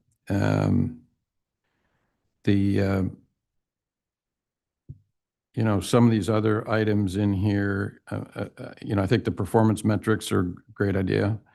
Some of the other things that are mentioned, I'm not quite sure how these are going to come back to us, so I don't quite know. I guess we're just giving some direction. I assume items will come back to us as individual agenda items. But for example, the leveraging the AI, good concept. One of the bullet points in here is implement a short-term pilot AI project for community development. Again, if that's the $150,000 proposal that we saw on the last agenda, I'm not sure about that. It would need to come back to us with more details. I did have a question, I guess, again, for the city manager, which is, we've all talked about the sort of the chief operating officer concept, which I think will help improve efficiencies. Do we have any timing prospects on that, Dave? Yeah, we have the recruiter selected, and I think about to fly to look to my interim HR director to see. Do you remember? We're not quite ready to fly, but it should be this month. Okay. We should have it going. So it's probably a couple months out, 2 to 3 months. Yeah, and I put out some feelers to people, and so I don't know that it'll take that long once it's flown, but yeah. And then in terms of the capital improvement budget, we did scrub that a year ago, and it was a good process, right? We got about $15 million out of it. And I think what Public Works had said was they're going to do that annually. So I don't know if that happened in connection with this year's budget. No, we haven't done that yet. We were going to bring that to you between now and August, so that you'd have a chance to look at it together. So again, that may, yeah, I think that may be informative. And then to John Thomas's point, I mean, this really kind of gets into the next agenda item, I guess, but, you know, there is no, the only way to, you know, I don't think it's an attainable goal. I don't think you're ever going to align revenues. If you take John's numbers, which I agree with you conceptually, John, there's definitely, we spend a lot of money on visitors. I don't necessarily think the numbers have been, I don't accept the numbers per se, because I don't think the analysis has been updated or really drilled down upon. But you're never going to get, we already, you know, through TOT taxes, parking revenues, get as much as we can without, you know, further approval from the voters. So the only way you would ever get to what John is striving for would be, you know, some kind of additional voter approval for some kind of increased revenue stream. So I had one other thing, I think. No, that was, Dave already addressed that on the wastewater study. So those are my thoughts. Dave, my understanding, and I don't think we had a full conversation about this, but that pilot that staff was going to work with to figure out a way to bring that substantially down, but then to concurrently do some sort of an RFP at the same time. Is that happening? Or We have been able to bring the pricing down thanks to Mr. Schneider. We're still, I think, in my conversations with Megan has been about the thing that Ms. Kempf mentioned is there a way to isolate technology separate from our regular procurement process, so that if we had a preferred vendor, there could be a negotiation for that type of service. That's not entirely unusual because it's a quality-based selection. In other words, you're identifying someone who can achieve a job that has unique skills versus like contracting for maintenance or contracting for a construction project. So we do think the procurement process needs to be adjusted to allow that kind of consideration. Because as I understand it, you could do like an informal procurement where the community development director, city manager can reach out to several bidders and bring something forward. Is that? I don't think we're below that limit far enough. Yeah. Yeah. Well, because I think that, like, I know the community development directors talk to a lot of different vendors of you know, this type of product. And so if there was a way to bring that back and say, here's who I talked to, and make a recommendation about who the best person would be. Yeah, certainly would have to come to council for approval, but at that level. Well, We'll have to look at whether we can go through that. There's thresholds for the different types of procurement that we do, and so if the dollar figure stays where it is, it would likely have to go through an RFP process. Yeah, which it should go through an RFP process at that level. Because I think the goal should be to get the best product. And if there's other products out there that are, you know, right, the goal should be to focus on that. But I think also the goal should be to not be talking about this in a year, right? To figure out a solution where we can implement this technology that could have such a great impact on staff. And so that. I just have a question for the city attorney. Megan, is it required by law or just by city process that the planning commission looks at capital projects? There is a law that says that the planning commission needs to, prior to the budget, look at the capital projects. But it doesn't have anything more than that. So it's just an annual process that they have to do. To be honest, I don't really know why it's It doesn't there. really make any sense, because when I was on the planning commission, we'd look at these, planning commissioners aren't in the flow of the city like the council members are, department heads and stuff. So I don't think they really know exactly if anything's amiss or out of line or too expensive or anything like that? It probably relates to the planning commission has to make general plan consistency findings. So that's probably why. Okay, that makes sense then. So Megan, are you looking for a motion on this? So we have a memorandum. Dave, did you come up with, because I think we came up with a list that you could share, right? Yeah, I'll see if maybe I can send this to Anne Marie and you could share it. And the list is?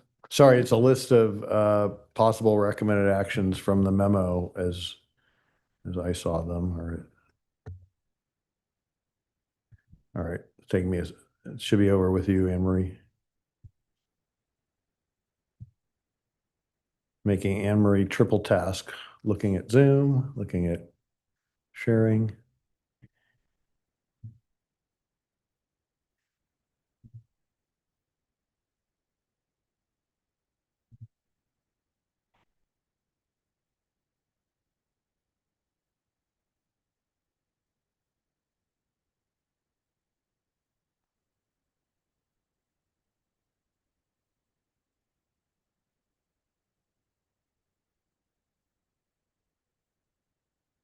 Yeah, thank you.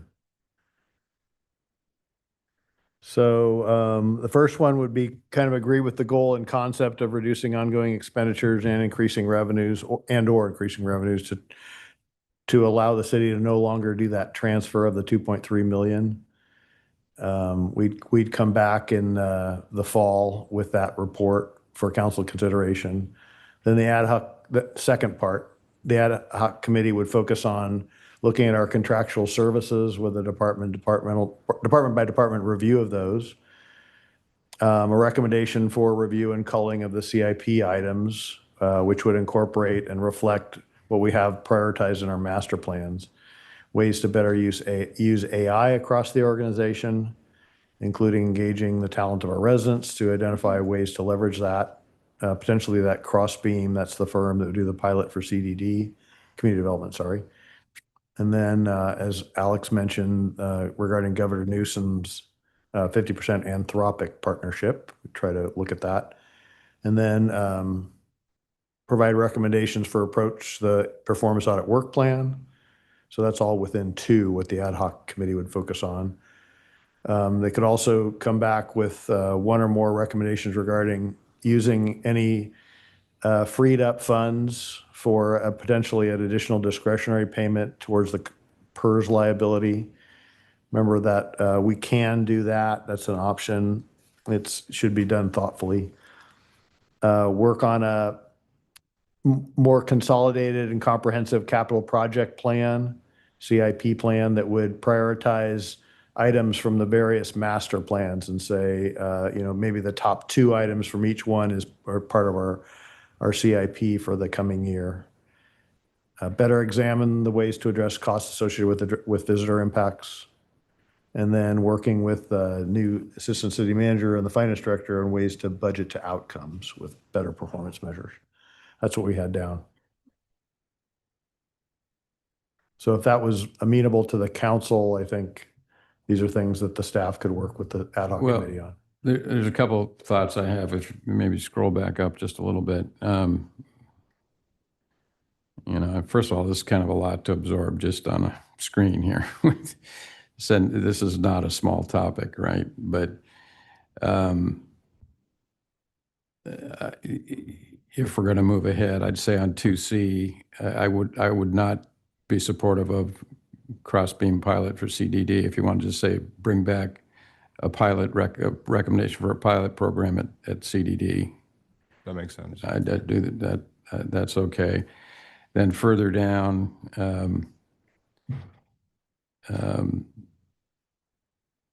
number 3, I would not articulate that this way because it presumes a discretionary pay down. We paid down over $20 million in the last 10, 12 years to PERS in various ways. You can question it, and the liability kept going up, so you can question. So rather than coming back with one or more recommendations, I mean, this is a whole separate topic, but if you guys want to take it on, it would be evaluate whether additional discretionary payments to the city PERS liability are appropriate, something like that.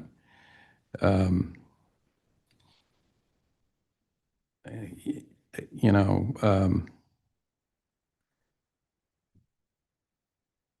Bob, I remember in previous discussions when we've talked about paying down making an additional payment and stuff, we always were trying to evaluate whether or not it was, I don't know, a smart thing to do. Best use. Yeah, Yeah, based I mean, on. it's risks based and on there's- CalPERS returns and the volatility in CalPERS. the potential downturn in the market when Right. you make a big payment. We have in. to look at So all that. There's a whole, you know. Yeah. Yeah. We've looked at that. Yep. But if you want to evaluate it, you can bring it back. I just would not presume a recommendation to do so, which is kind of how this is articulated.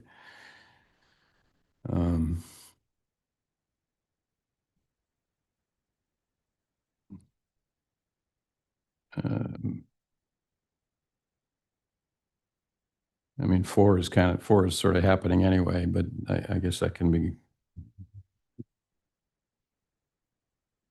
consolidated.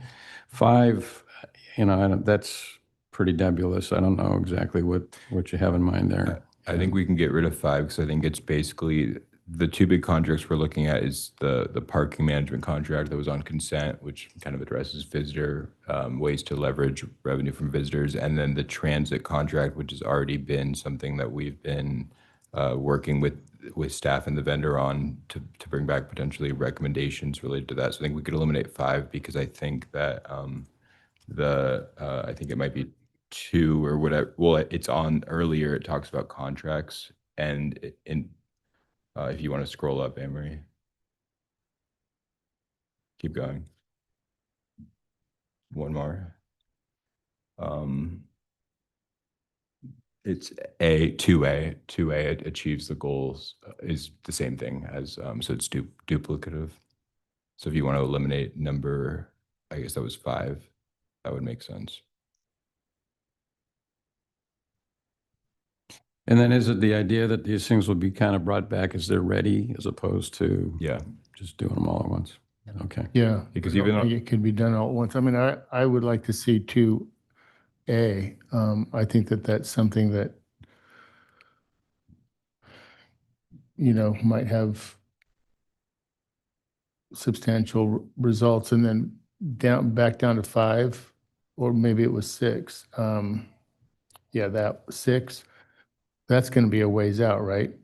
That's more of a long, I mean, we're going to have the first 4 departments that are going to have the metrics, but the goal is to really think about the budget based on the GFOA recommendation from more of a, you know, what are the priorities that we're advancing with this budget? So, because it's policymakers, it's hard when you're just basing it off an incremental approach, because you're basically assuming that past priorities are future priorities if you're just taking the baseline of the budget and then automatically assuming that that's how the money should be spent.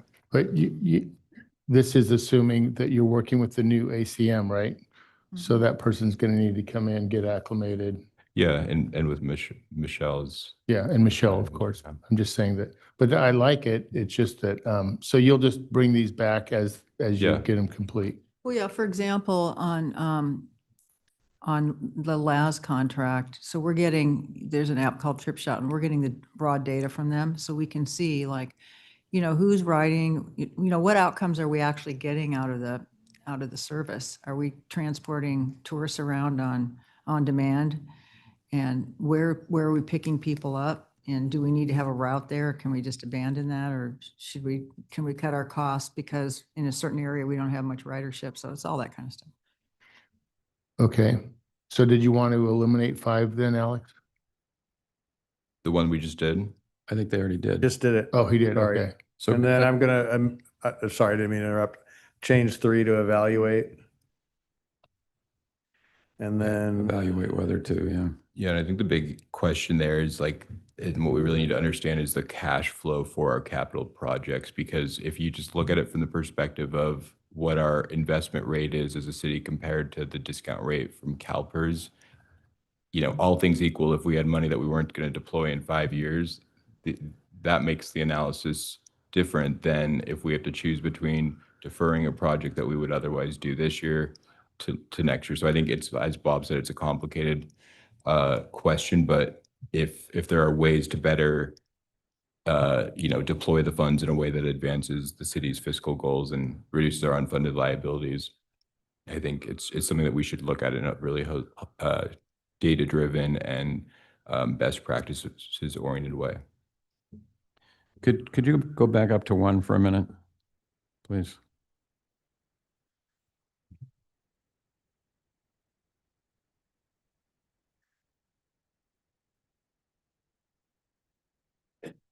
Rather than putting again, I think this number is going to move around, but rather than putting a specific number in there, I would just say could we just say to no longer transfer funds from the CIP to the general fund in this fiscal year? I mean, that's what you're trying to achieve, right? Yeah, to put that 2.3 million back into the CIP. Yeah. And maybe the revenues come in higher and then the job becomes easier.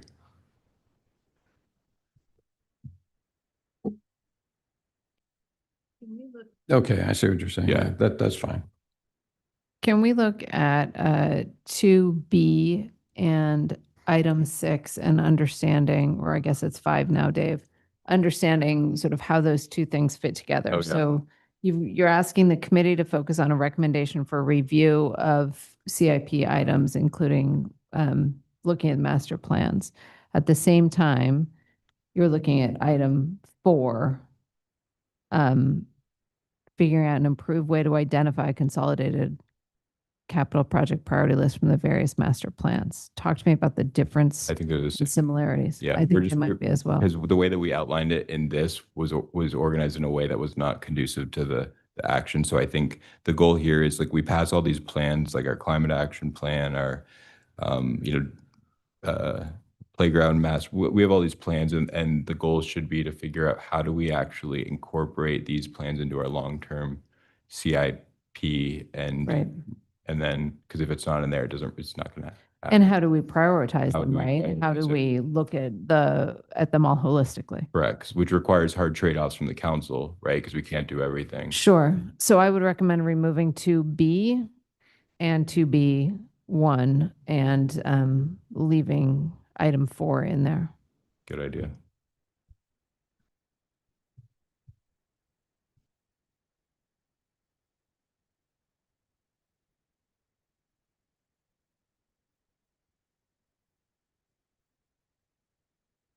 I've got to say, this makes me a tiny bit nervous because it does feel so huge. So I appreciate just the ongoing engagement and input with things coming back to council as we actually look at implementing changes based on this information.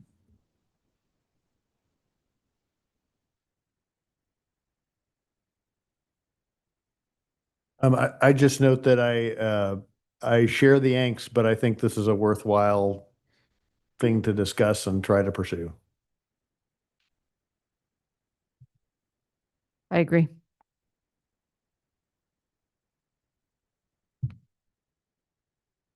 So do you want the motion to reference the agenda item or what's been on the screen?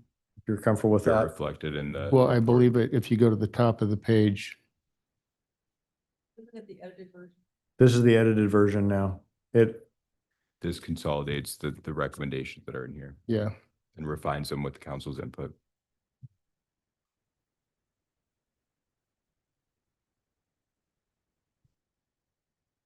Okay, we're looking for a motion. I'd move the recommended actions on the screen.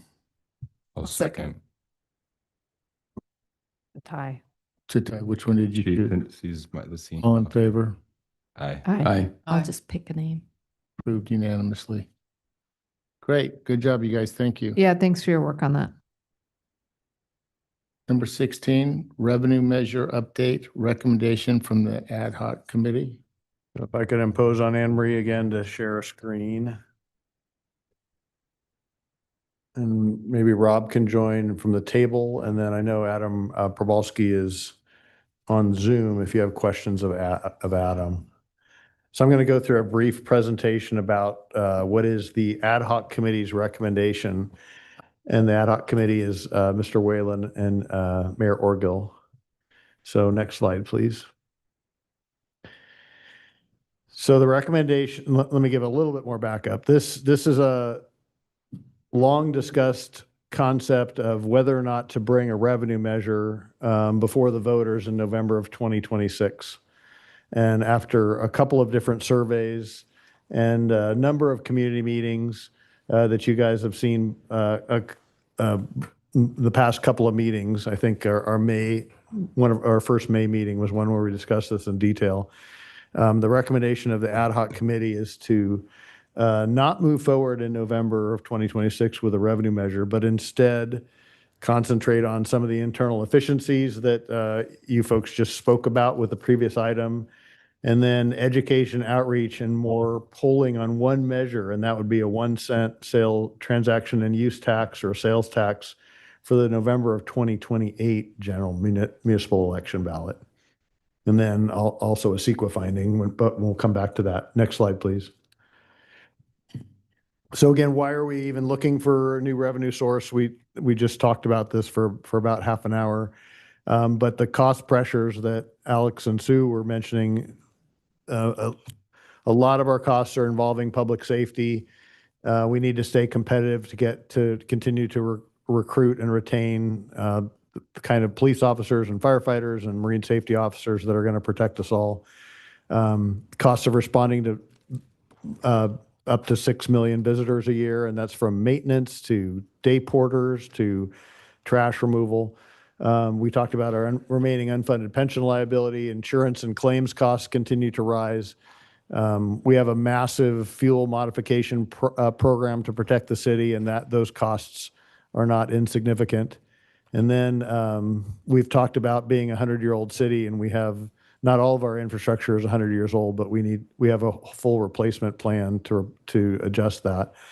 So other things we're looking at, I talked about the replacement plan there on the right side of the screen. We need to also kind of deal with what's going to happen with Mission Laguna Beach, Mission Hospital.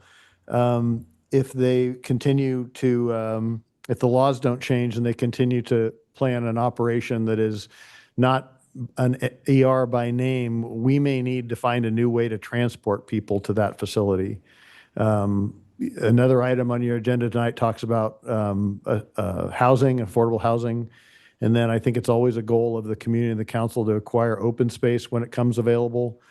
And then utility undergrounding. This council and this community has really worked together well with the residents to try to bring utility lines underground. Up to 20% of the contribution is made by city funds. Next slide.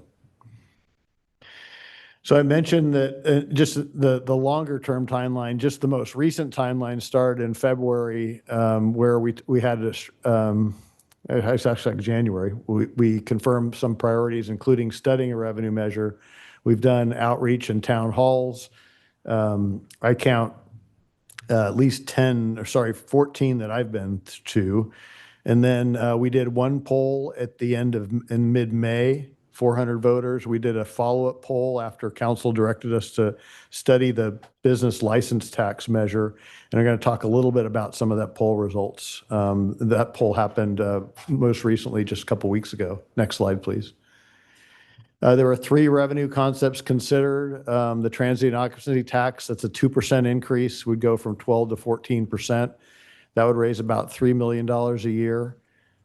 The business license tax, this was proposed to be a 3% tax on gross receipts applied to restaurants and bars in Laguna Beach.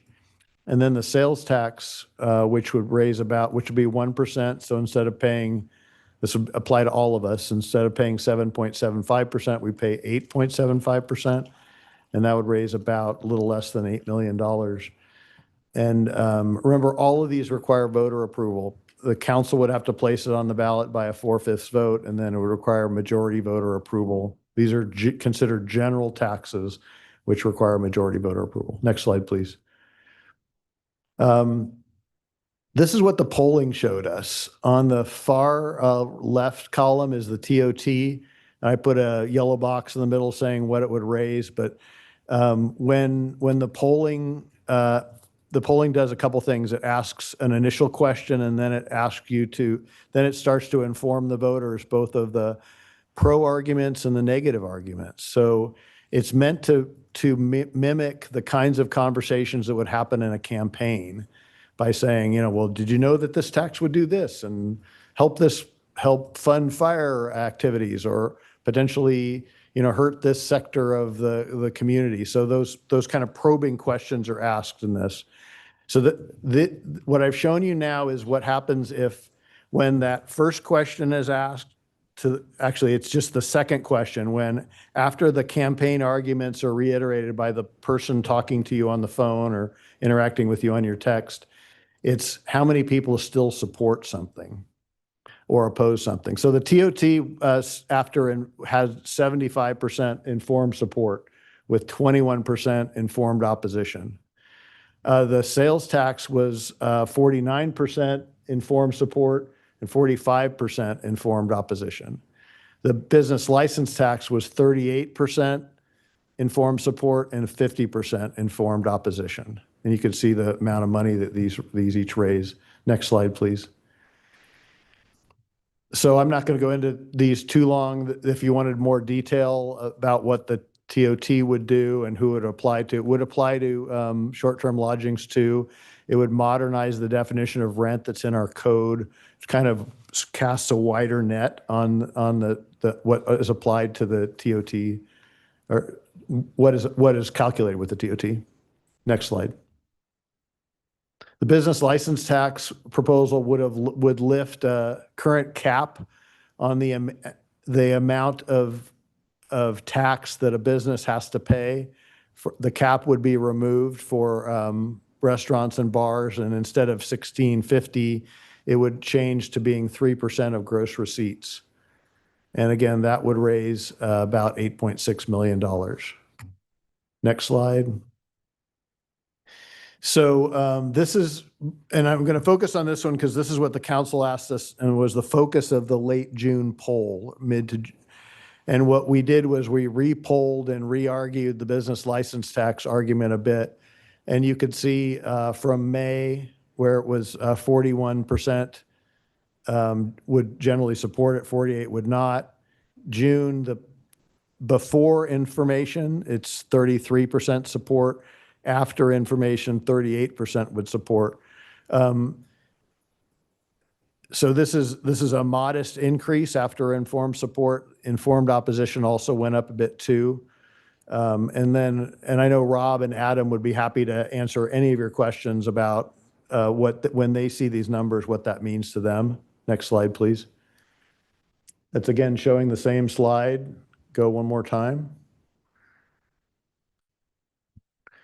So I think the recommendation of the ad hoc committee was, I know it was this, it was to say sales tax, it's a significant amount of funding that could address a lot of the city's capital needs that are, and it does come close to majority support in the polling, even on informed support and informed opposition.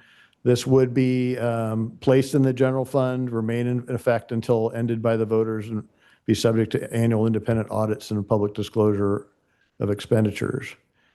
Next slide. So the recommendation, given what the polling showed, and it's in your packet, and the polling showed a couple of things that is not on the screen, and that was the city. I think the city needs to remind and work with the voters to say what our needs are, because I don't think the polling showed that there's still a significant amount of Laguna Beach residents that say, I don't think the city needs the money. And that's a fair opinion. There's an argument, I think, that needs continued discussion needs to be had. So the recommendation is defer, but not defer without a plan, but look at November 28. First part, kind of walk the talk, make sure that we're being as efficient and effective as possible.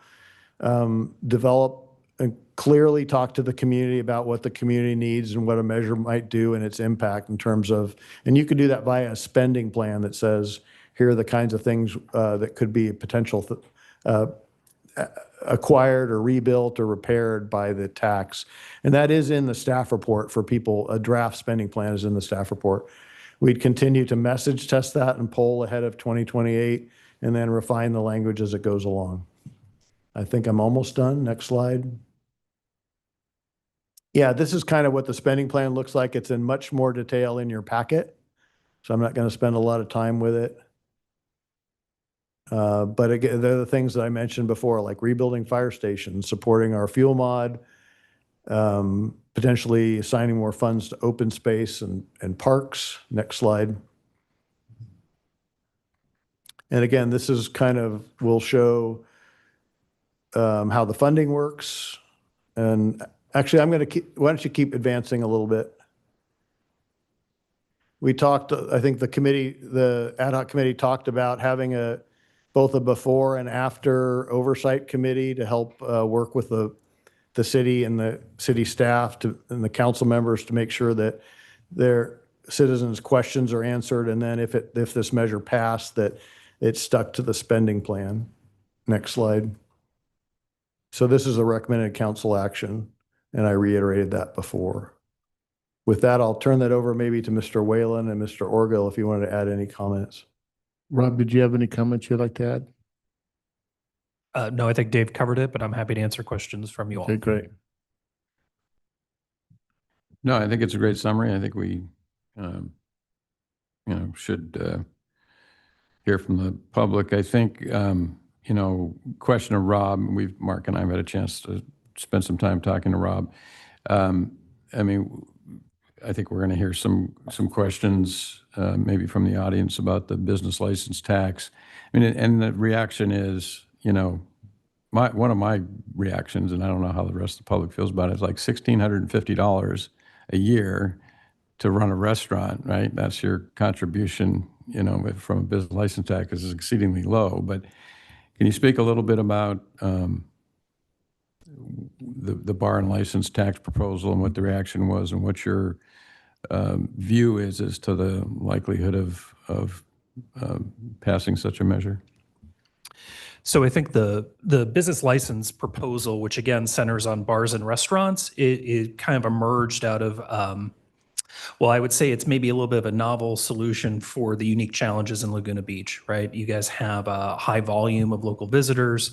Those create a drag on city services and resources. And I think staff, as well as a lot of the residents, have done independent work to try and solve for that. Is there a way to try and essentially get visitors to pay their fair share, for lack of a better phrase? Historically, in most communities, the transient occupancy tax is the way to try and access that and solve for that. But here, there's the issue of the kind of quote unquote day trippers and how do you kind of recoup value out of those? And so the bar and restaurant tax is one potential avenue for that. I'll say that it's unique in my experience. I'm not aware of other California cities that have done it. I'm aware that on the East Coast, I think there are some municipalities that have a sales tax that's charged on prepared food. And that's, again, just in some of my limited research. I don't know about the legalities of that in California. So we tried to give this as fair a shake as any of the other measures. We wrote a ballot question that would be presented to voters, tested that. We call it a cold read. How do you react to this if you just saw it on your ballot? Because indeed, a lot of voters, that's maybe all they'll ever see is the ballot question. But then we walk through the constituent arguments, certainly many in favor. And Dave had some of it on the slide, and then a few of the opposition arguments. The arguments in favor, they broadly center on what I'm talking about. This is an effort to try and get visitors to pay their fair share to support city services such as public safety and infrastructure that they utilize when they come to town. And then the arguments in opposition would be what you might expect for a tax that targets one particular industry, in this case, bars and restaurants, that this could unfairly impede them, put them at disadvantage, lead to their closure, et cetera, the kinds of things that you might see in a campaign or conversation about that. It did test significantly lower than the others and really well below what we would generally want to see to recommend a city to proceed. Usually you want a measure irrespective of the taxing mechanism, sales tax, TOT, business license, parcel tax. You want it to be probably in the mid 50s to feel really good about it, and certainly kind of sniffing 50% after the informed conversation about it. We, again, have spent 20 minutes in the survey educating folks on the particulars of this, the rationale behind it, et cetera. And, we saw in the cold read only 33% support. And then after all that informed conversation only going to about 38%. So, well short of the 50% pass, no margin for error, and beyond that. And, again, and I think Adam, the pollster, is on, and he could speak more in detail to the numbers, but that 33 to 38, one thing that's notable about that, that's roughly the margin of error of the poll. So it's hard to really say that there is really substantial movement with that, and the opposition is pretty firm. And I think one of the things I could envision Adam saying is about the intensity of opposition in a measure is really important. And when you have the positive arguments about a measure, again, irrespective of what kind of measure it is, you want to see that those have resonance with 60% or higher of the community. If we were to say this is a way to tax visitors to get them to pay their fair share, you would want 60, 65, 70% of people to agree with a sentiment like that. And I think we were finding numbers that were more like in the mid to low 50s. Conversely, when we say this could disproportionately impact the restaurant community in town, lead to their closure, and this is all speculative, but this is the kind of things we think that people would say if we put something like this on. That's more like a 70% of the population was agreeing with that. So in sum, it's not where you would really want to be to try and advance a measure. And in consideration of potentially trying to educate the community on it, I think we would have to rework this proposal to have something that's more viable, I think, to even council doing education work to try and improve resonance. Thank you. Thank you. Okay, I'll open it up to public comments. Are there any speakers on this agenda item? Come on up.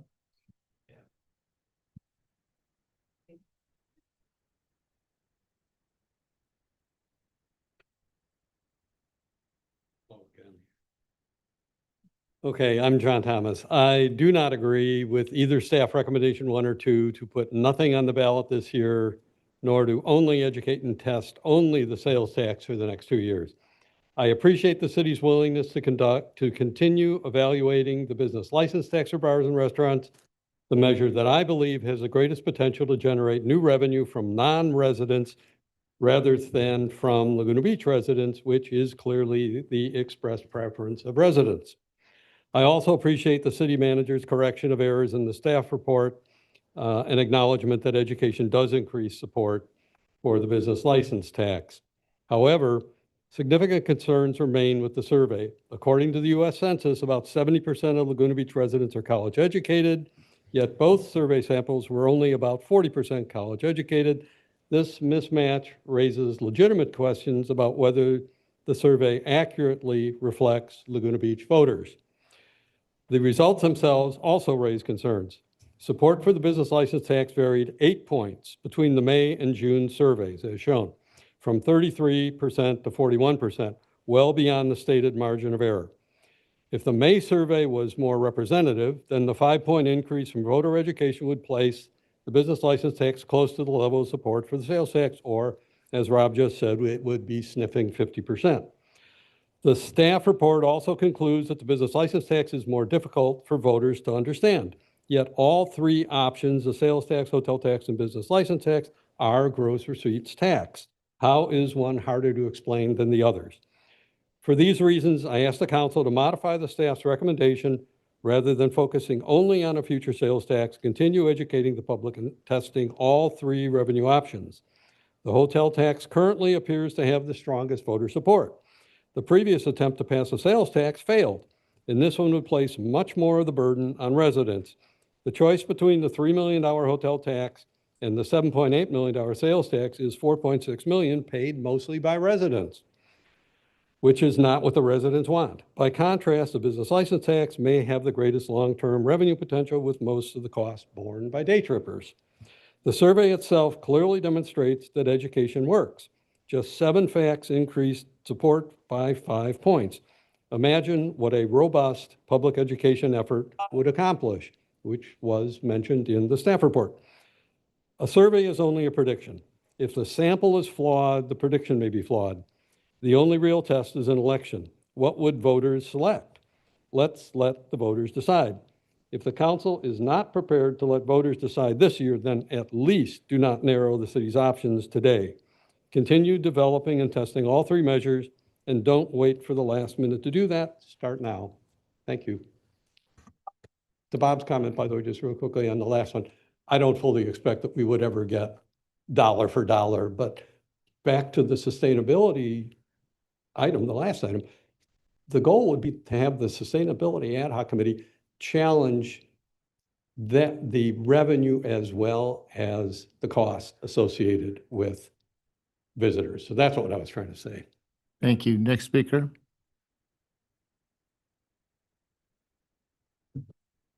Deborah Lawton. I am a resident and also an academic publisher of research methods and statistics books.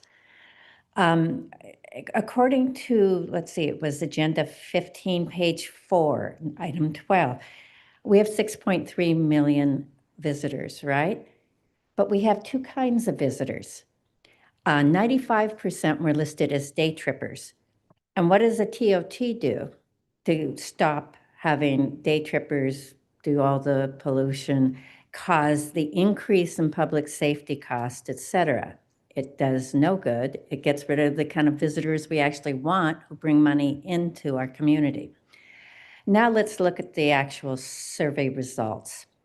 I think the results are unreliable because the sample is suspect or flawed, and may I provide evidence?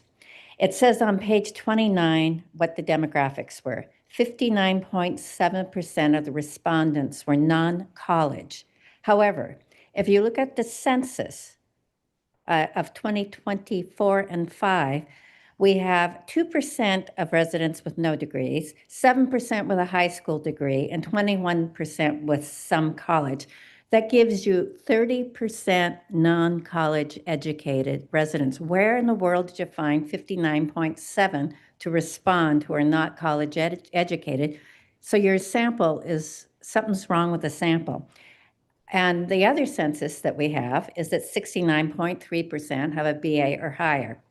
So we may be getting excited about results that are what we would call in survey research a flawed sampling frame.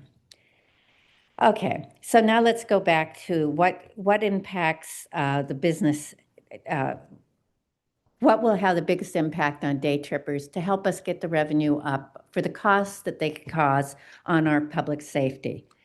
The business license tax presents the most revenue and is used the most by those day trippers. That's restaurants, food to go, and bars.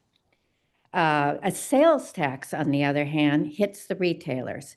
And do I need to remind anyone here of what happened to those retailers on the Forest Promenade? I talked to all but 3 of them on Art Walk night last Thursday, and they all said their businesses were down and they had to let go of staff, and that they had been promised that they would be taken care of. I hope that that promise to be taken care of wasn't that kind of mafia taken care of, that they really were meant to be taken care of in a more positive way. So I would like you guys to revisit this. That's my suggestion. Thank you. Thank you. Next speaker. Hello again, Laura Parisi, City Treasurer. I have spent a lot of time with the Revenue and Taxation Committee and spent a lot of time thinking about TOT. What has done well, if you're not going to increase the tax rates and that, you may want to focus on something called broadening the base that you would apply the tax to. I love the idea of short-term lodging because that is something that when I've done the TOT reviews for the city, I've always focused on the hotels because that's where the rooms are. But short-term lodging is a tremendous opportunity. I'm actually doing a project right now for the County of Orange. There's a grand jury report. They're looking at ways to capture the influx of rentals that'll come with the Olympics, that kind of thing. So to that end, if you're going to go after something like short-term lodging, you're going to need to focus on making it easy to pay tax for people who don't do it very often, meaning look at your forms, make them auto-calculable. almost do have the city website be the kind of bookkeeper in a box for the short-term lodging folks. I also didn't hear anybody talk about timeshares, and we do need some modernization in the way we look at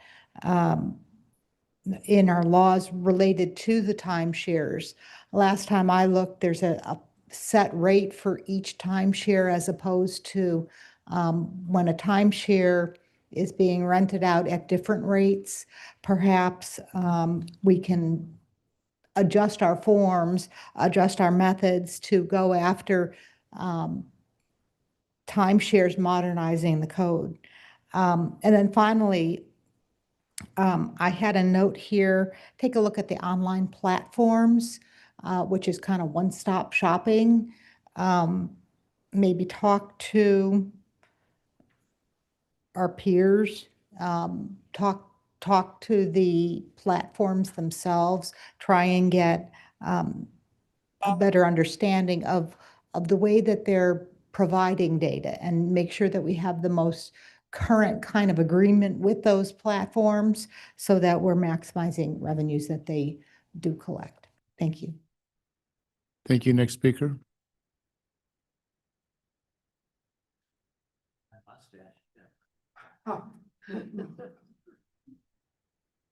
Hello, Council. Jim Danziger. As you probably will expect, I have some similar views to John, but not the same. I do urge you to reject the second staff proposal, only looking at the sales tax. I want you to continue, at least for the year, to look at all three of these alternatives, continue to assess them, and build a public debate on which one they prefer. Now, with respect, the best study that's ever been done of the subsidy to our day trippers clearly shows it is more than $30 million a year.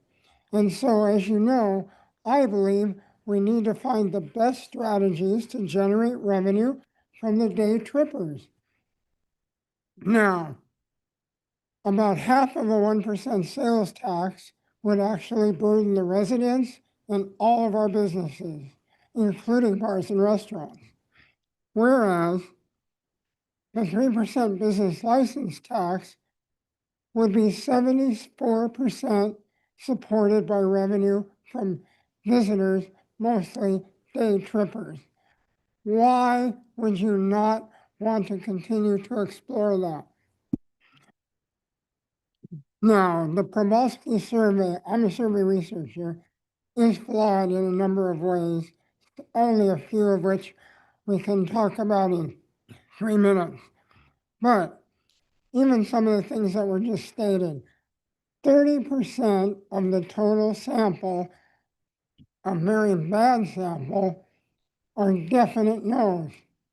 That leaves 70% with the possibility of being persuaded that the business license tax is the best alternative. I believe most Laguna residents, the more they understand the impact of each of these taxes and the extent to which the business license tax, which benefits restaurants and bars as a tourist mecca, will be the primary payers, and it'll primarily come from visitors and especially day trippers. So, year after year, we've passed on any kind of a proposal to put it before the voters. My request is, let's have a debate in year one.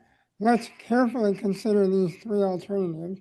And I believe that the 30–40% who already say yes will increase, and you will find a reduced support for further taxing our residents or for the TOT. But let's look at all three. Thank you.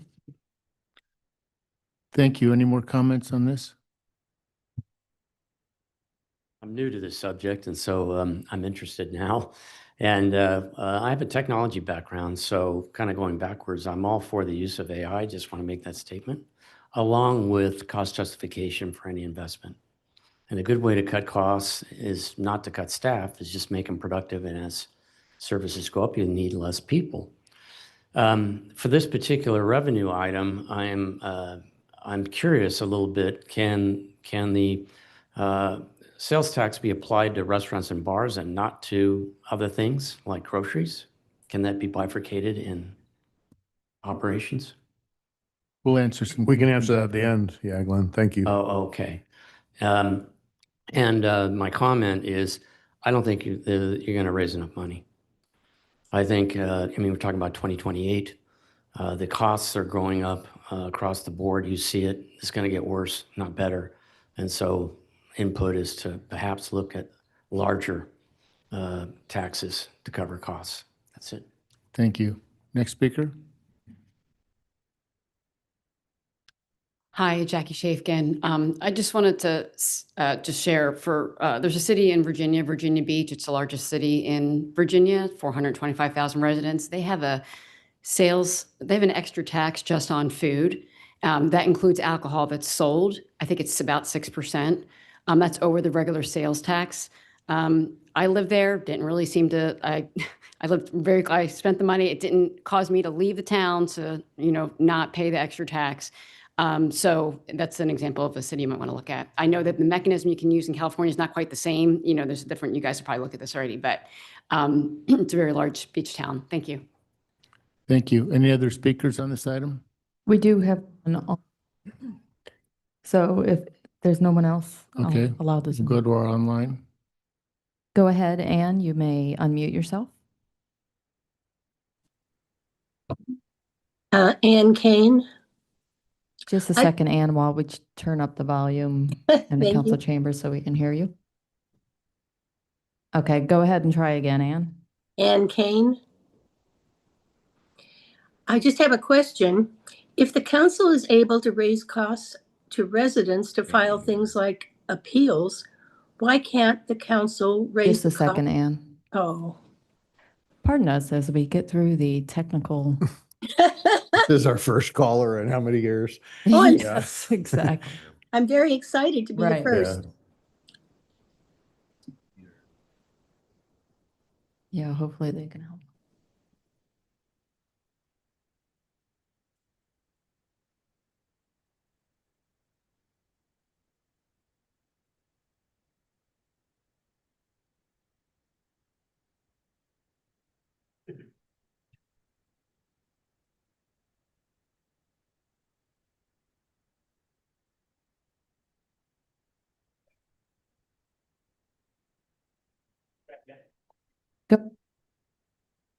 Go ahead, Anne, try again.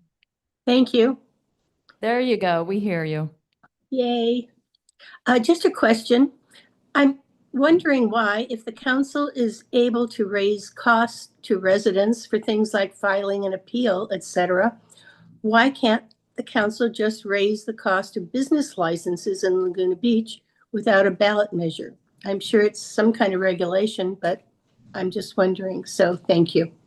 And I'm very excited to be able to call in my question. Thank you. Thank you. Were there any other online? Anne Marie, we did No, have that's Adam Probalski online too, if he could be elevated to. I tried to. He Okay. declined that Okay. request. Could we try again if he's still there? Sure. Because Adam was available to answer the questions that were raised about some of the methodology. So before we do that, should I? I guess this is still, there's technically the public hearing part. Okay. So thank you. And I'm very excited to.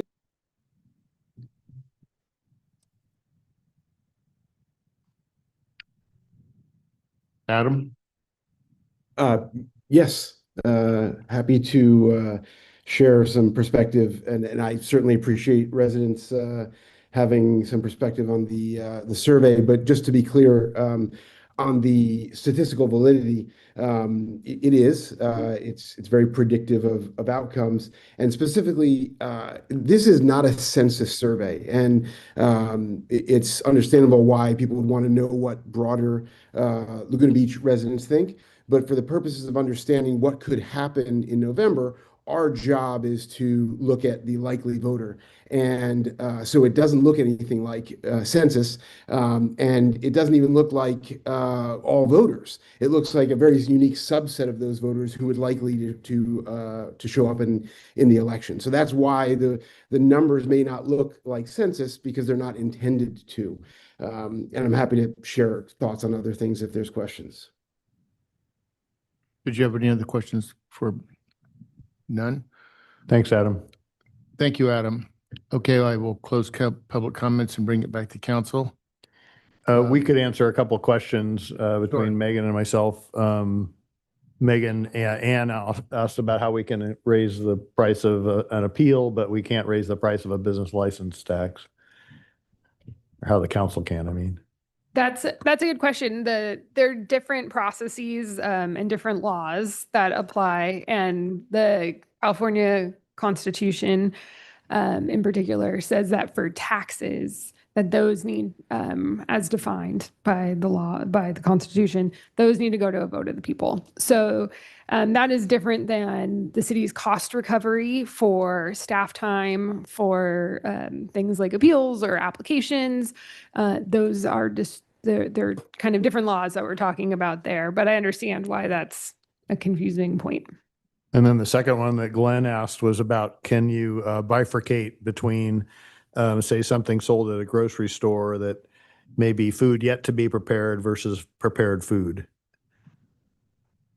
And I think the answer is yes. I think the answer is yes, too, although I don't, from an administrative perspective, I don't know how complicated that gets, but I think from a tax perspective, that is something you can do. Any other things we left unturned? Well, the tax on food, similar to the other. Oh, like in another Virginia state. Beach? Yeah, Virginia Beach. Yeah. The difference between California and other states. Those are really interesting points. I don't know. I'm not licensed to practice law in Virginia. And their laws are likely very different. California's laws on taxes are incredibly unique from a local tax perspective. And so there probably is some significant differences there that we'd have to analyze as to why one state can do something But that I guess California can't. to cut to the chase, in California, can a city have a tax on just food and beverage? I cannot think of a city that does that. Can you, Rob, think of one that just does I food? attempted to research this and I've not found another California municipality that does it. And not to be glib, but there's a lot of cities that explore many options, and I would think that someone would have tried it. So if it's something the council is interested in, we certainly can research it and look into it as much as possible. But off the cuff, I cannot think of another jurisdiction that does that expressly. I mean, that was getting as close to the intent of the business license tax. I mean, that was the whole intent of it, right? So I think it would be worth exploring. How about so we talked about, I don't know, with Laura, her comment with the online platforms, but I do know when it comes to the short-term lodging that we are talking to the online platforms regarding the collection of taxes. Well, yeah, not only do we collect the tax now, but we're talking about, and we've had various programs in place. We're about to switch vendors. Council just entered into a contract with a new vendor to do the closer review, almost trolling to try to find illegal short-term lodgings that would have to be brought into compliance and pay the taxes, both. And if we increase the tax, we did some math on the short-term lodging. I believe we played with the 3% increase, and it came to like $200,000 a year. Is that correct? I think that's about the range of it. Yeah, remember the rest of the TOT, when you count what goes into the capital improvement fund, is about 20 million. The short-term lodging, the gross is about 1.1 million. So a slight increase to that would be in the range of what you're speaking to. Right. So I guess the question is the juice worth the squeeze, as they say, right? Right. Yeah, if you were actually, because that would actually have to go on the ballot, correct? Even if you went. It all would have to go to the ballot. And actually, to Treasurer Parisi's other point, where we did talk about broadening the base that could be subject to the TOT, that also requires voter approval. So you could keep the same amount, same rate, 12%, 14%, but you have to go to the voters to broaden the base. Okay, thank you. Are there any other comments from council? Go ahead. Alex, you got some? Go ahead. Okay. So just from a mechanical perspective, so the difference between a sales tax and a gross, so like, let's say hypothetically you had you added a 1 cent sales tax. So you'd pay, let's say I'm going to a restaurant, to Lumberyard, and I pay $100 for the food. Then at the register, there would be currently a 7.75% tax. It would go to 8.75%, right? On top of that $100. And then that's correct. And then is my understanding accurate that in a gross receipts tax, that same $100 would be the business would basically pay the 3% of that 100. So in theory, they would maybe want to raise the price of food to reflect that. Is that the difference in the mechanics of a sales tax versus a gross receipts tax? Yeah, Rob can comment a little bit further, but that's my understanding. I think you're correct, council member. The gross receipts tax applies to the gross receipts of that business for the year, right? And there's a calculus done, and they have to pay that in order to stay licensed for the coming year. So did we, I mean, again, I hear that there's debate about the methodology of the study and everything, but did we evaluate the kind of and it sounds like the recommendation is not to do it, but like it would be 3% would be a lot of, that's a pretty substantial increase in taxes. That would essentially be like a third, like 40% or 30% increase over the current tax rate. I guess it depends on how you apply it, but it's not insubstantial. Your bill, if you're buying $100 meal and drinks, your bill would go to 103 plus 7.75. You'd pay the sales tax too. Assuming that the restaurants would pass it on. Yeah, right. And they certainly would be entitled to do that. They would, but then the question is, I mean, the restaurants, isn't it like the average is like a 3 to 6% margin? So we would cut that in. No, he's saying it would be reflected on your receipt. So it would say sales tax of 7 point, and then 3%. Yeah, I hear it. It would be a fee on top of it, and then you would pay the tax. Right. Right, based off of that. Do you pay the tax? No. So it's actually revenue on the bill, right? If it's at the end, it's a 3% gross receipts tax. Does the business have to pay taxes on that additional revenue? Remind me, we tried to look at that. I think you see this up and down the state. Because if they increase their prices to reflect that they have to pay 3% gross receipts tax, presumably then you would be paying a tax on that increase. That's that right. They would then go and pay the gross receipts tax. That's right. Similarly, if they had a line item of 3% identified, if it's below the tax line, if it's a gross receipt, I think we would pay the 7.75% on $103. That's my understanding. I had a conversation with the city attorney about this. I mean, we're into the weeds of the details of this, but I thought it could be below the line.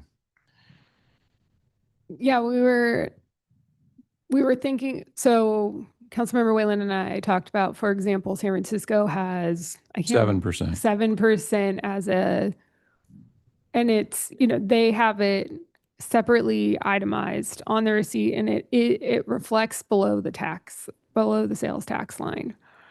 I guess it doesn't like completely answer the question, but that is what it looks like when it's an itemized receipt that reflects the business license tax separate from the sales tax.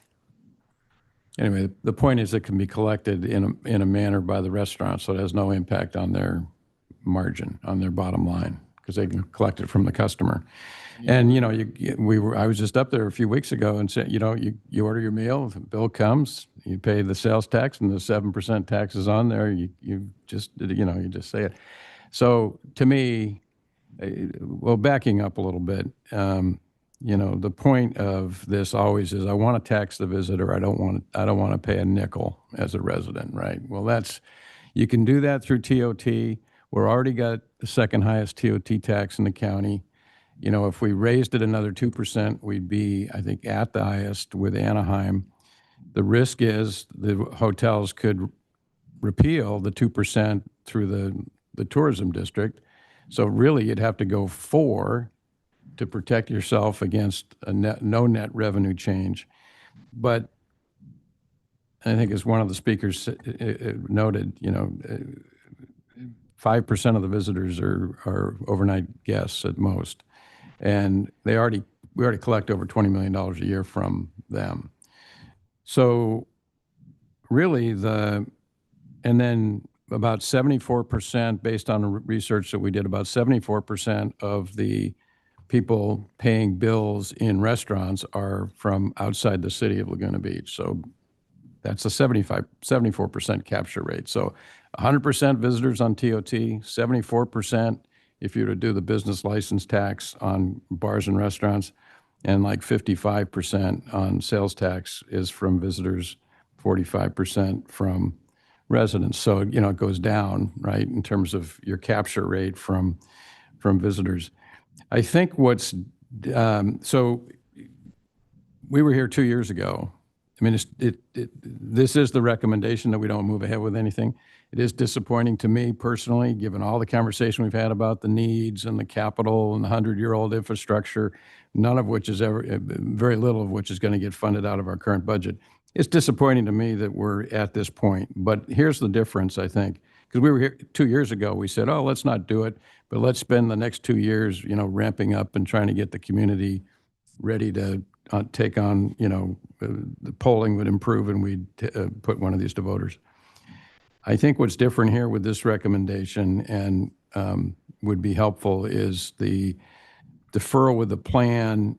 I think we need to establish an outside group that's going to, previously we've just had consultants and ad hoc committee from the council. I think we got to get, and I'm kind of hearkening back to a long time ago when we did this, when I was on the school board, we did this, and having a community group to kick it around and talk through it and, come to a kind of a consensus as to how they want to proceed, if they want to proceed with anything, is what we can do differently next time from this time. So I think we ought to, I think we could broaden it out beyond just the sales tax. I don't think the dollar amount on the TOT is really enough to move the needle very much. But I think the key is really getting that kind of group in place. So I would support that, and I do think broadening it out to at least, we could also explore what we were talking about, the tax on food and beverage, which is essentially the same as the business license tax. But I think it would be interesting just to explore it, just to make sure that can't be presented in such a way to where it's specific, a specific tax on food and beverage as a part of that conversation. So are there any other comments from any other council members? I would just say that I think it goes without saying that we'd like to recapture dollars from our day trippers. I think that's a priority of this council and certainly for the community. My personal challenge is how do we do that most effectively, and the likelihood of actually getting one of these revenue measures passed. So, I think perfection is the enemy of the good a little bit here. And I would be very supportive of continuing to explore at least a couple options for a short period of time before embarking on a more robust public education campaign. So does that include what Bob suggested, bringing some community members into the mix? Absolutely. I think that, we're hearing from the community that that's something you guys are interested in. You're certainly well educated and smart about these issues. So yes. Yeah, so I think that ultimately, when it comes to issues like fire safety and and infrastructure and really investments that are critical to our core responsibilities, it's hard to see, even if we're able to be successful in terms of reducing costs, that we're not able to make those long-term investments. When we look at, for example, the technology with AI, with drones, there's so much innovation as it relates to wildfire prevention. Imagine a scenario where there was some new technology where it would be a very significant amount of money, but it would be able to have a very significant impact in reducing risk. That's the kind of thing that we should look at. I think that the business license tax, and I articulated this last year or two years ago, I think that it would have, I respect the goal of trying to get visitors to pay their fair share, and I think it would achieve that, but I think it would have unintended consequences as it relates to the health of the restaurants in town. And when I talk to most residents, I think that we want to have a very vibrant and interesting restaurant scene. That's something that really makes Laguna unique. So I don't think that's good public policy, and I don't think it's something that would be supported by the voters. I think the sales tax, if we were able to, as a city, show that we were cutting expenses and introducing efficiencies, I think that there could be some openness to that. I do, at the end of the day, agree with Bob that it really should be a grassroots effort where it's community members who are getting engaged. I know San Clemente, they have something on the ballot this year that relates to sand replenishment and wildfire safety. So I think ultimately that is going to be the key, because I think like when we talk about communications and messaging and polling, Laguna Beach residents are very sophisticated and engaged, where compared to typical communities where you have a lot of people that are not going to be paying attention to elections and can be influenced in a very significant way by mailers and political campaign tactics right at the election. I think what I've found in engaging with the voters here is that people ask, when you knock on doors, they ask very specific questions and they're very informed about what's happening. So I think that the grassroots approach is the right one. And and ultimately, I think as we move forward with reducing expenses and also evaluating our long-term infrastructure needs, that will also help understand if we are able to meet the public safety goals of the community. And I think the answer is probably no, but we should do those efficiencies first. So that's where I am. Yeah, I agree with what everybody said. I think we're just in kind of for a rough ride, though, because Meter, who manages our investments, we had an investment committee meeting, I don't know, the week before last. Bob and I were there, and they were talking about the interest rate environment, and I think they're expecting 2 interest rate hikes. So, we're in a very choppy situation with the economy, and everybody's paying more for everything. So I think, we'd have to make a very, very strong case to ask anybody to pay any more taxes at this point. Because I think part of the problem too is, me as a resident, I think when I go out to dinner, I'm paying a lot of money. It's expensive now. It's really expensive. I mean, no matter pretty much where you go, a decent restaurant in town costs a lot of money. And of course, the restaurants and bars got all worked up about this, just to let you know. I got a lot of calls from them there because they're like, hey, I don't think there's an appreciation of how thin our margins are, because our labor costs are high and our food costs are high and our rent costs are high. And there's just not, most of those people said, I can't even have a high enough margin to make, the money that I would like to be making. So I don't know, it's just going to be a rough environment. We have to be, I personally would like to see if we put something on the ballot in 2028 that has to do with fire and fire safety, and pull that out of our budget and be able to put that aside and do some really good work. Because I think is what Bob said last time is, we've done very good job on fire mitigation and fire safety, but there's never any end to it.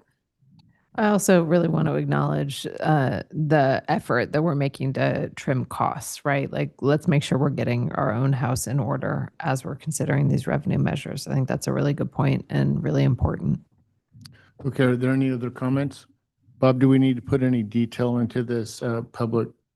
Well, I would just, maybe I'll try a motion that would move the recommended action with a modification to number 2, just direct staff to pursue the deferral of the plan strategy as described in the report, and leave it at that, including, I guess, why don't we say, including the establishing a citizens committee to participate in the process.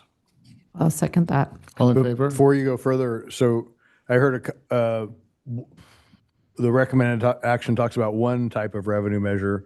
I heard opening up to 2, or I would just, why don't we just, not have any specificity? why don't we just, my proposal would be to just engage the citizen committee. Okay. Let it emanate from So what a broader all discussion. they want to do. Okay, that seems clear.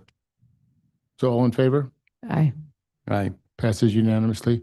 Okay, let's take a 5-minute break before we move on to item number 17.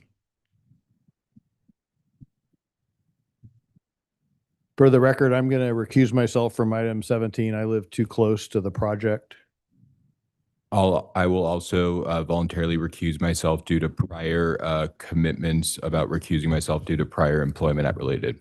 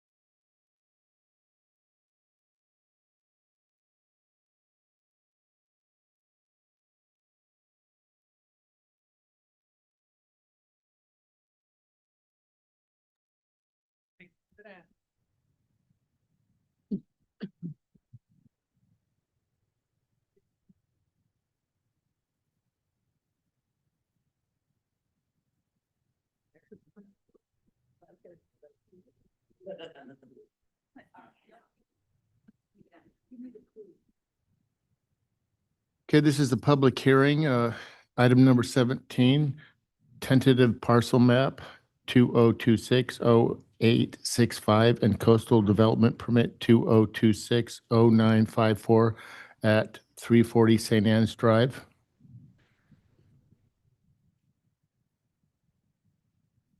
So the hearing is open. We'll go to staff presentations.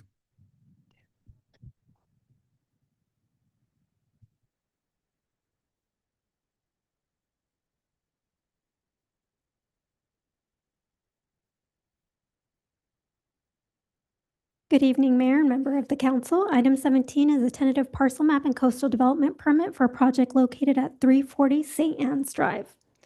The project site is located at the northeast corner of St. Anne's Drive and Glen Eyrie Street and is 1.2 acres in size with a split zoning of residential, medium density, and local business professional. The existing use includes a neighborhood congregational church and Montessori school. The applicant has filed an application for development under the Affordable Housing of Faith and Higher Education Lands Act of 2023, also known as SB4, which establishes a ministerial by right approval pathway for qualifying affordable housing projects.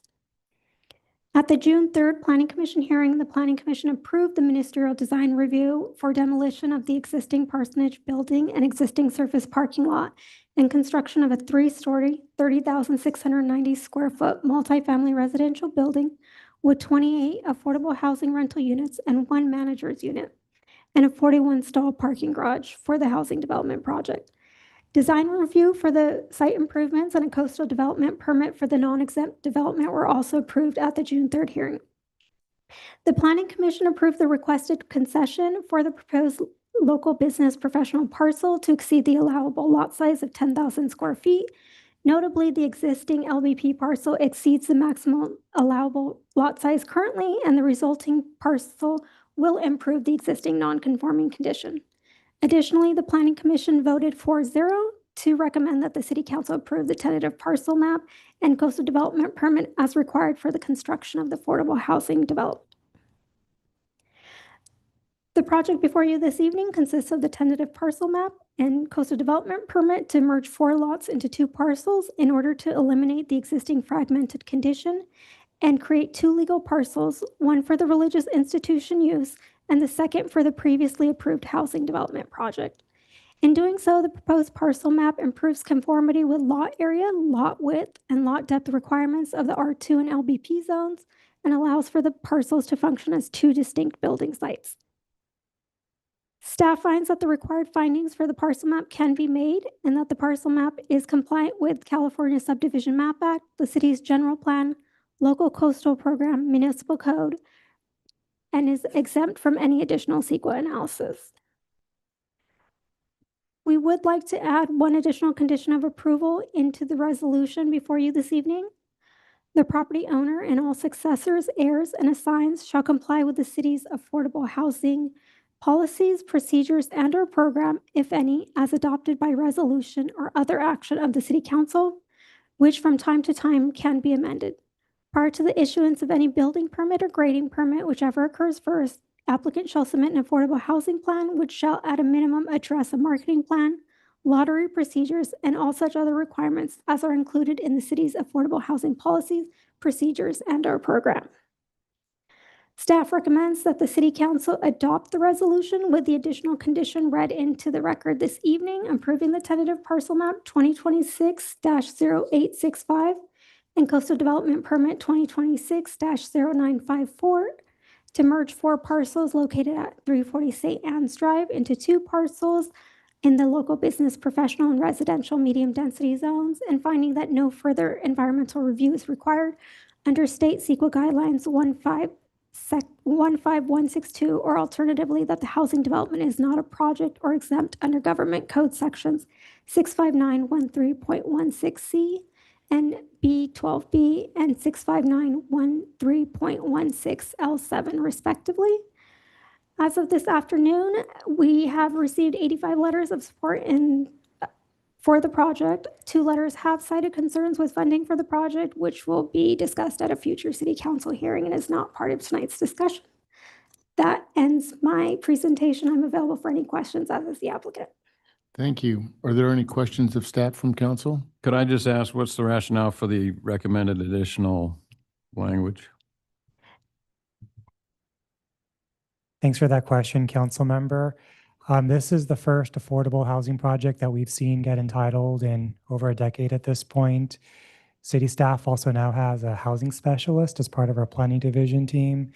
We're making a real concerted effort to ensure that with this project and all existing projects, we do have a plan and procedure in place that will be standardized, communicated to the council and to these operators, and so that the city has proper oversight of that the obligations that come with these affordable housing projects. Other questions? None? I have a question. So Mayor, we're just here to talk about the tentative parcel map, right? We're not here to talk about the merits of affordable housing or anything or the project. We just talked about the land use designations, right? That's it? Okay, I'll open public testimony, starting with 3 minutes for the applicant. Is there a presentation from the applicant? Or comments, whatever. Good evening, Honorable Mayor, members of the council. My name is Craig Farmer. I am with Related California, the developer of the project. I am here tonight with Barry Kyler, Leanne Tacano, and of course, our founder and chairman emeritus, Bill Whitty. No presentation tonight, so you can be relieved of that, but we are here to answer any questions you have. And so I'll just leave it at that. Also, we do have representatives from the property owner, NCC Church. So any questions regarding the property owner, we're here to answer them. Thank you very much. Are there any members of the public that would like to speak on this item?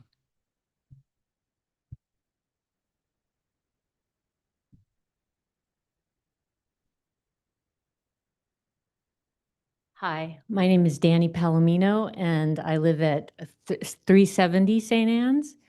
And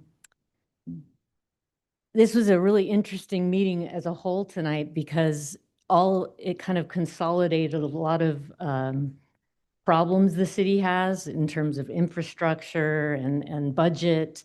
And this is related. So I came in actually because I had read, originally, I saw the spill report on it last week happen. So I came in to talk about how you guys, or ask how you're going to research, make sure that you're retrofitting the sewer system to accommodate this project.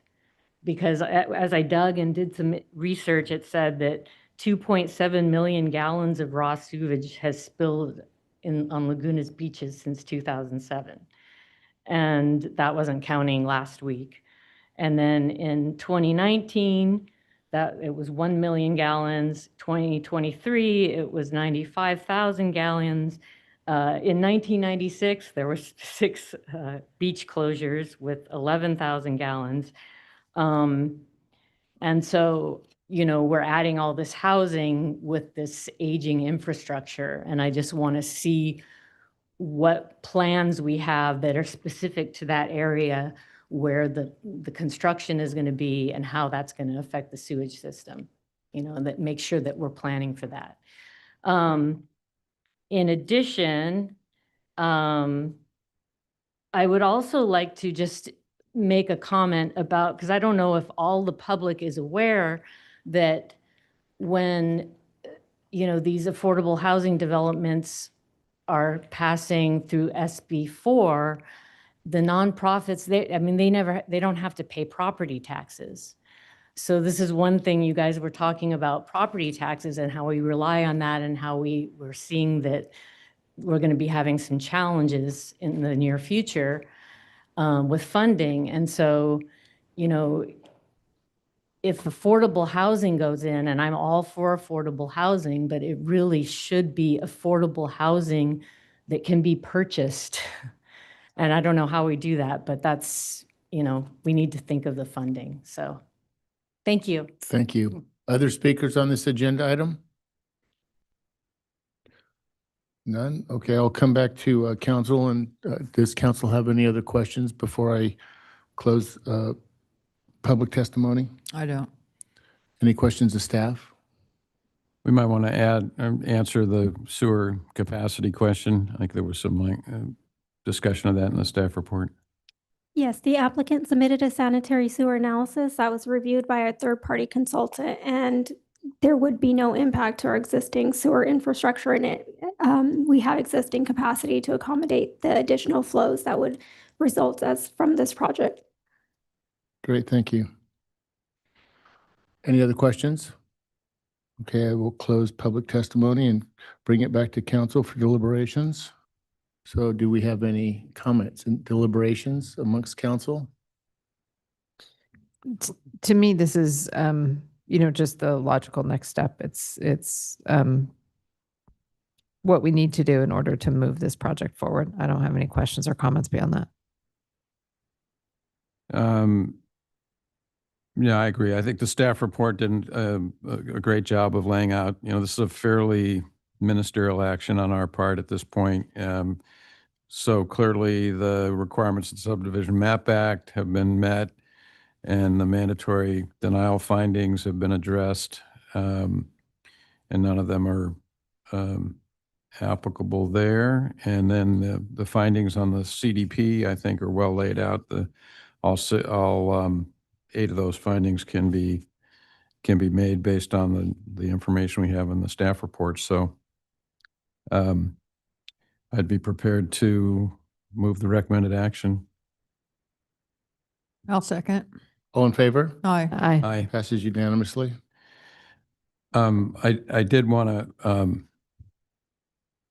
to, before folks leave, we are looking at having a special meeting to address the funding question. So I don't want people to be surprised when they hear, oh, it's a special meeting. It's not going to be at a regular city council meeting, because I think there are some deadlines coming up for the project. I don't know if staff can comment on the deadline and when the likely Right. Do we have a council date? meeting will be. I think we're aiming for July 20 as the special council meeting. The TCAC, the deadline for the developer has a deadline that they're trying to meet, which is July 21st.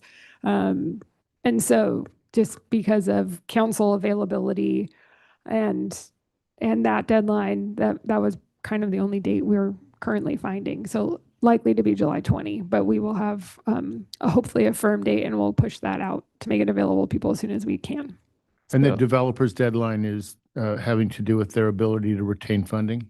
It's the TCAC, the tax credit deadline is Thank July you. 21.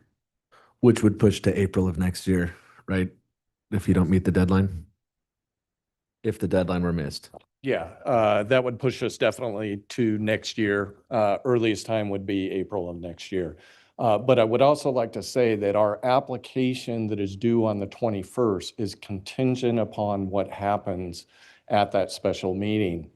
And it's kind of a snowball effect. And so we need actually time to be able to prepare our application after we know what the final results are of your special meeting.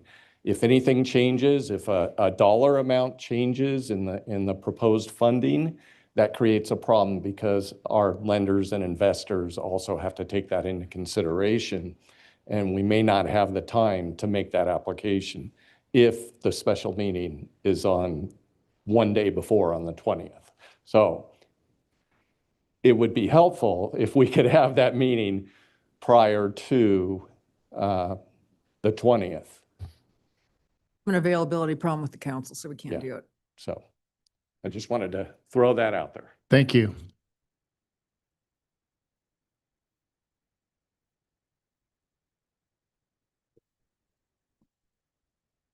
Moves us to appeal number A. Thanks, everybody, for coming and hanging. Thank you, in. everybody. Long- Have a nice evening. Long time.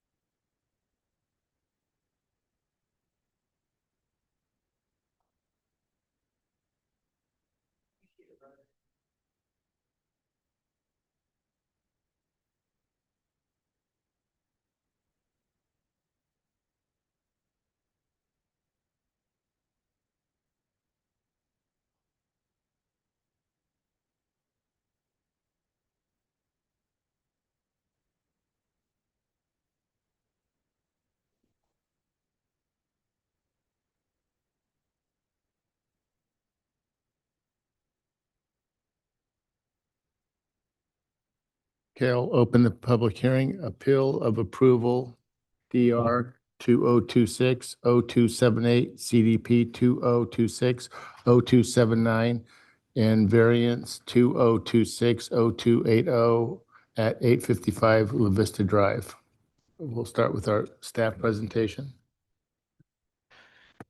Good evening, Mayor Orgel and council members. I'm Sharyar Khan, Associate Planner, joined this evening by Anthony Vieira, Deputy Community Development Director.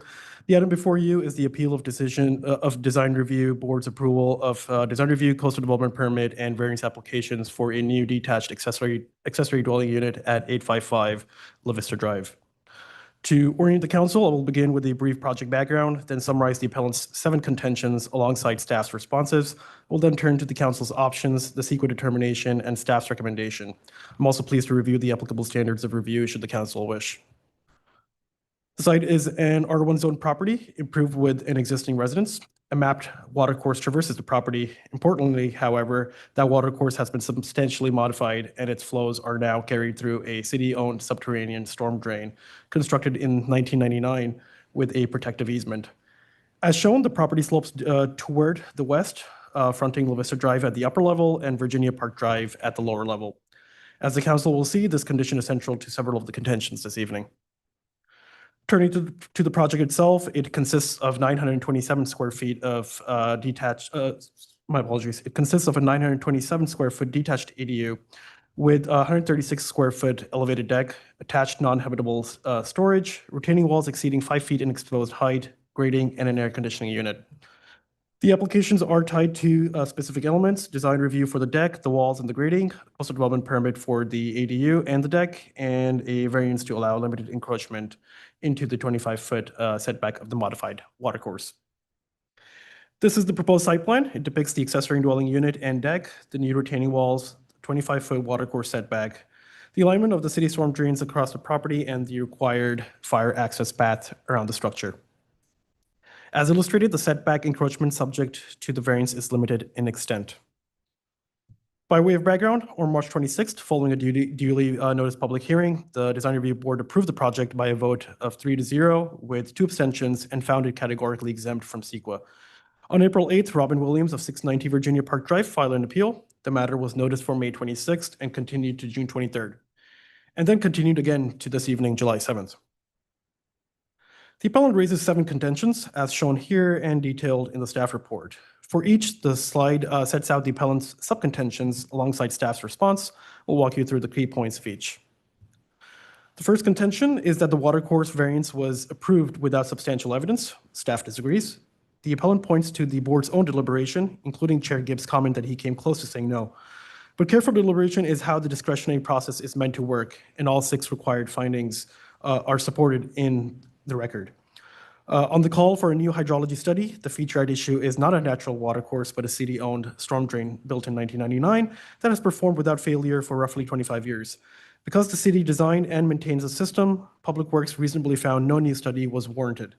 And while the appellant questions whether the setback was 5 feet or 25 feet, the project was reviewed under the more conservative 25-foot standard.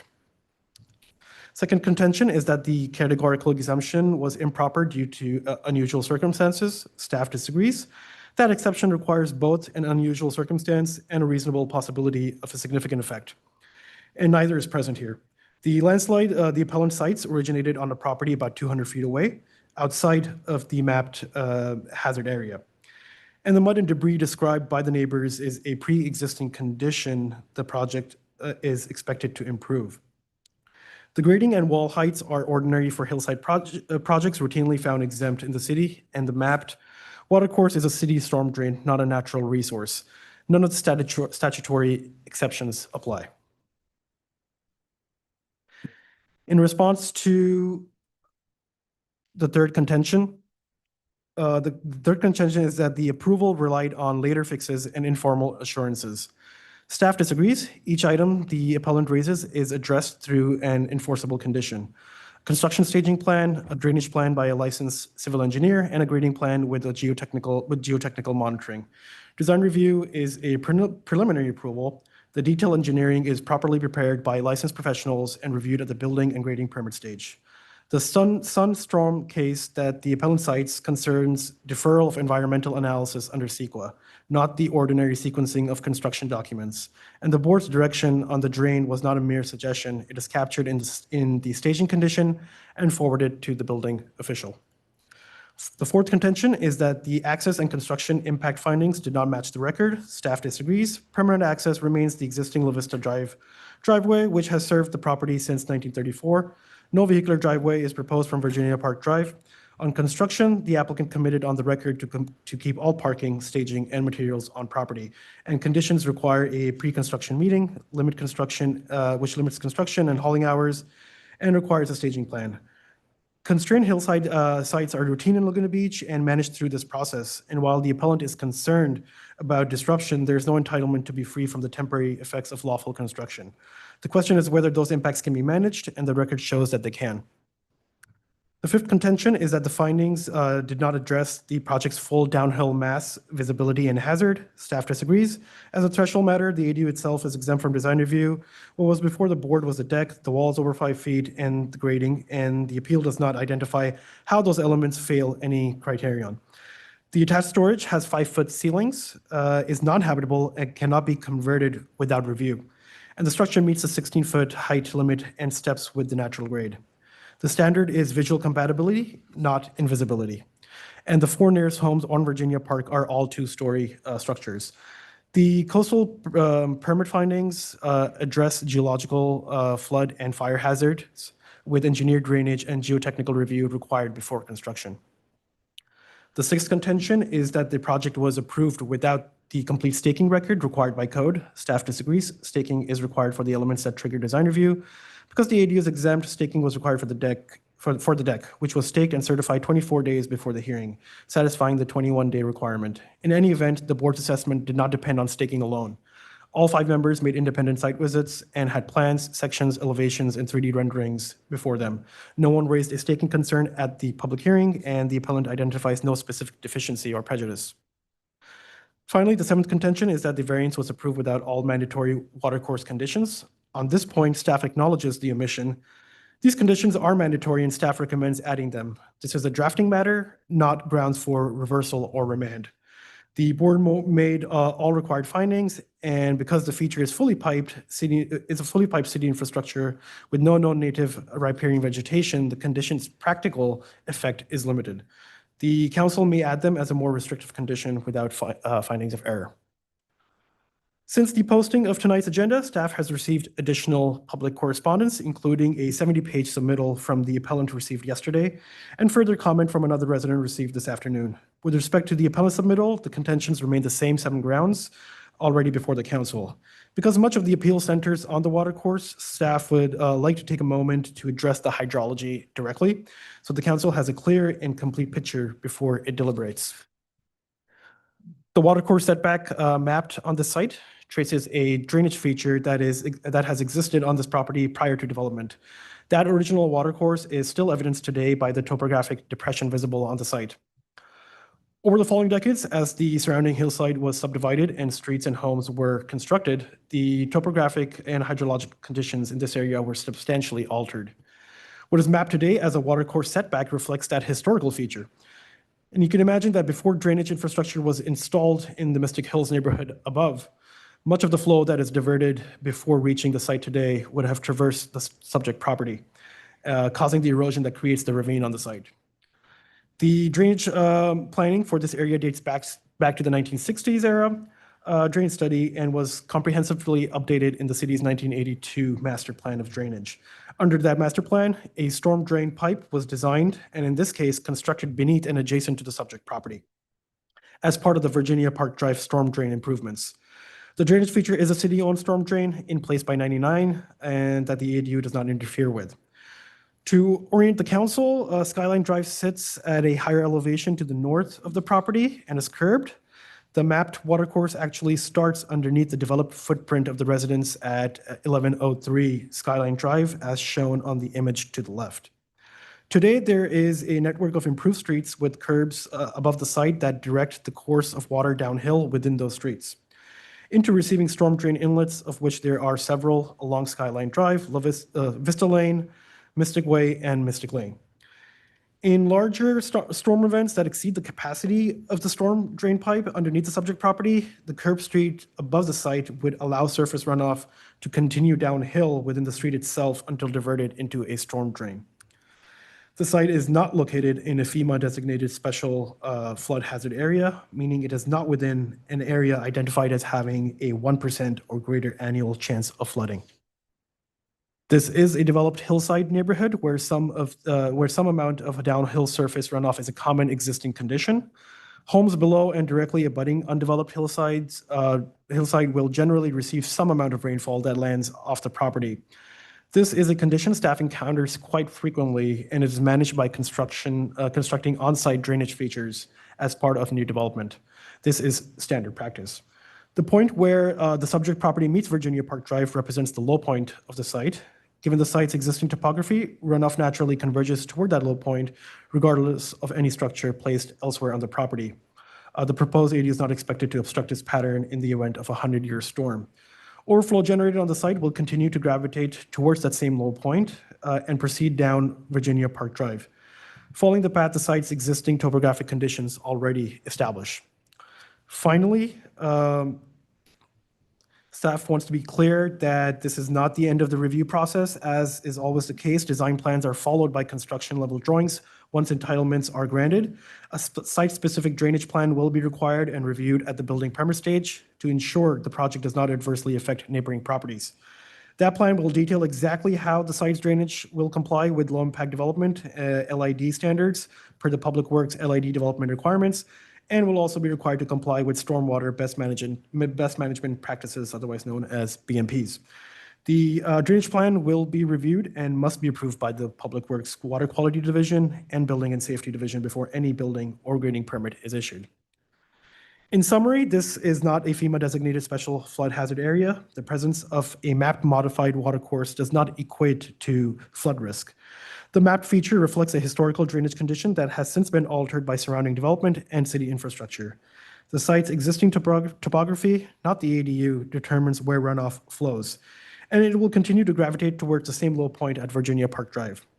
A drainage plan will still be reviewed and approved by Public Works before any permit is issued, ensuring compliance with LID standards and BMPs, and confirming no adverse effects on surrounding properties. This process is consistent with typical practice for reviewing hillside development. With that, we'll turn to the council's options, which are set out here and which I'm happy to review in detail should the council wish. CEQA determination is also summarized here, and I'm happy to walk you through that if should the council wish. And the same for the standards review and the standard available for the council's review if desired regarding abuse of discretion.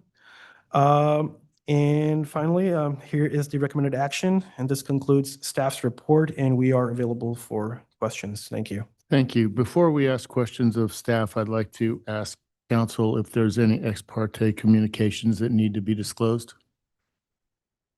I met with the appellant, Mr.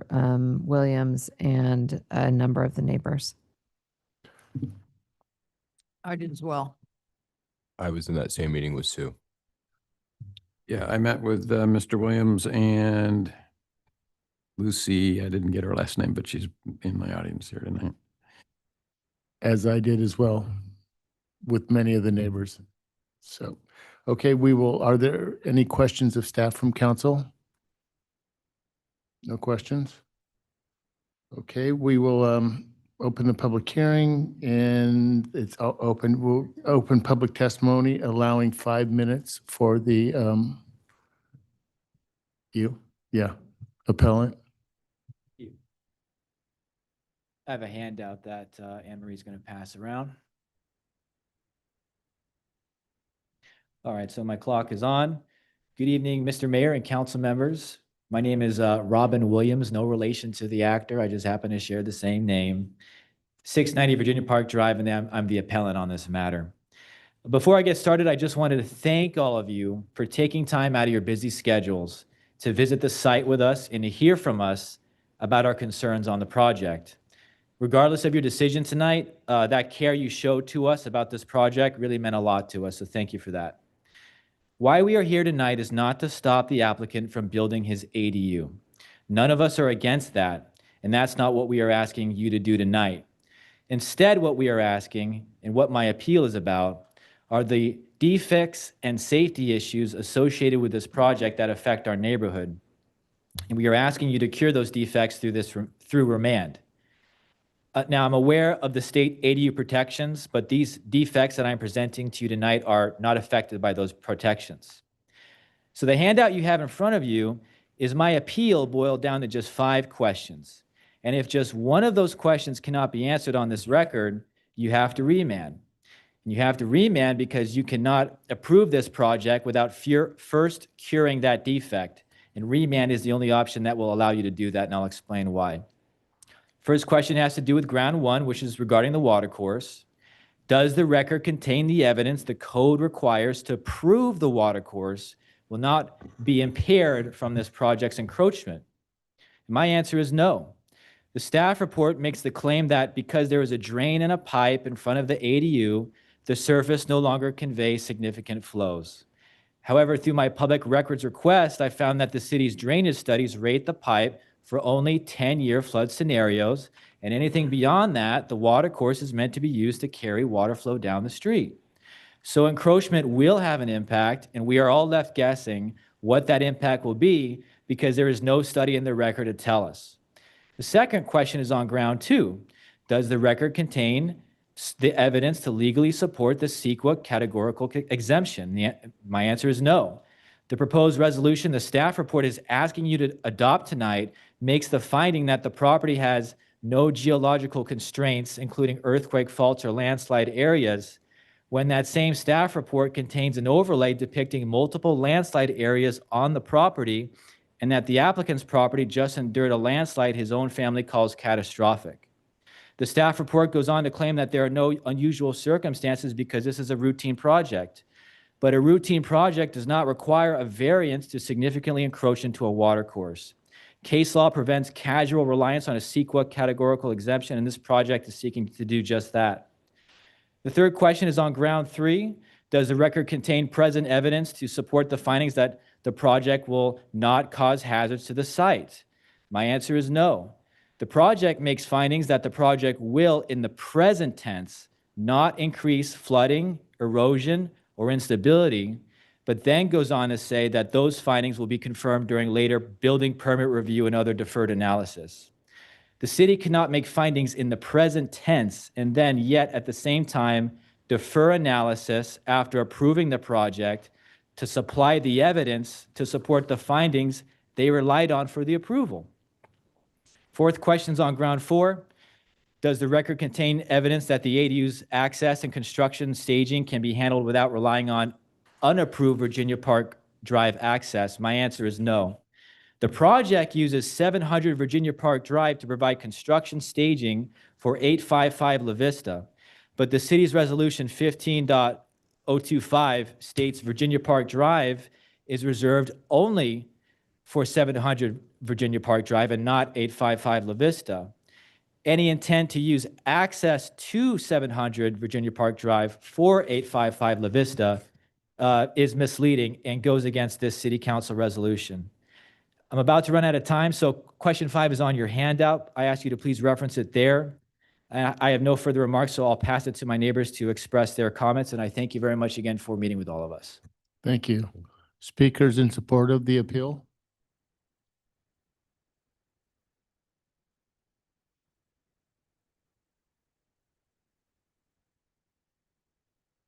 I love how the dog comes up to the podium. He has a lot to say. Hey, Ben Simon, 661 Virginia Park. I'm really very sorry I couldn't meet in the street with you and Robin because this issue is of great importance to me. Both the Williams and the Abels are my friends. But this evening, I am here to support the Williams concerns as well as voicing those of my own. I hope that all of you were able to see the video of the approving design review board meeting in its entirety, as the board clearly had a very, very tough time with this project. It barely passed with 3 yeses and 2 abstentions. Virginia Park is obviously concerned about the drainage. In addition to the property at 855 La Vista, the Abel family owns the vacant lot at 700 Virginia Park, which is not in the best shape. The applicant stated that 700 was to be used for parking, but didn't specify any materials nor possible grading. This also adds to problems.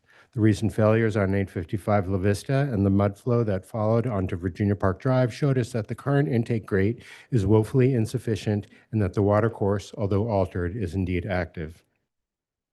I respectfully disagree with the staff report, and a hydrology report should have been done.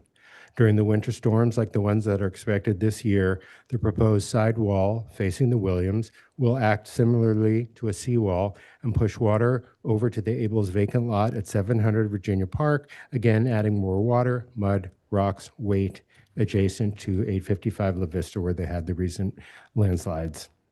All ended up on Virginia Park. The intrusion of the deck relative to the Williams bedroom is really a tragedy. Robin Sr., who grew up in the house, turns 90 this year and is bedridden at home. His wife Rosetta is his primary caretaker.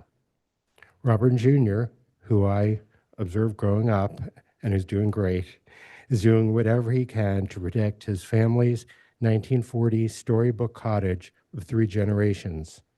Their lot is 4,100 square feet when compared to the Abels lot of 37,000 square feet. The Abels have options and the Williams have none. The mass and scale is exacerbated by the storage spaces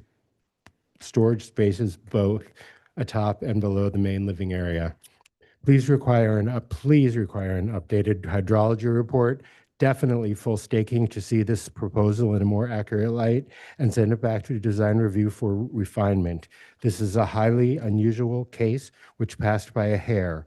We all know that Greg Abel has the gene for great design, but this one, located at the end of our magical street and surrounded by cottages, needn't look like a contemporary gatehouse located at their service driveway. I'm really very sorry, but it's just not right. Thank you. Thank you. Next speaker in support of the appeal.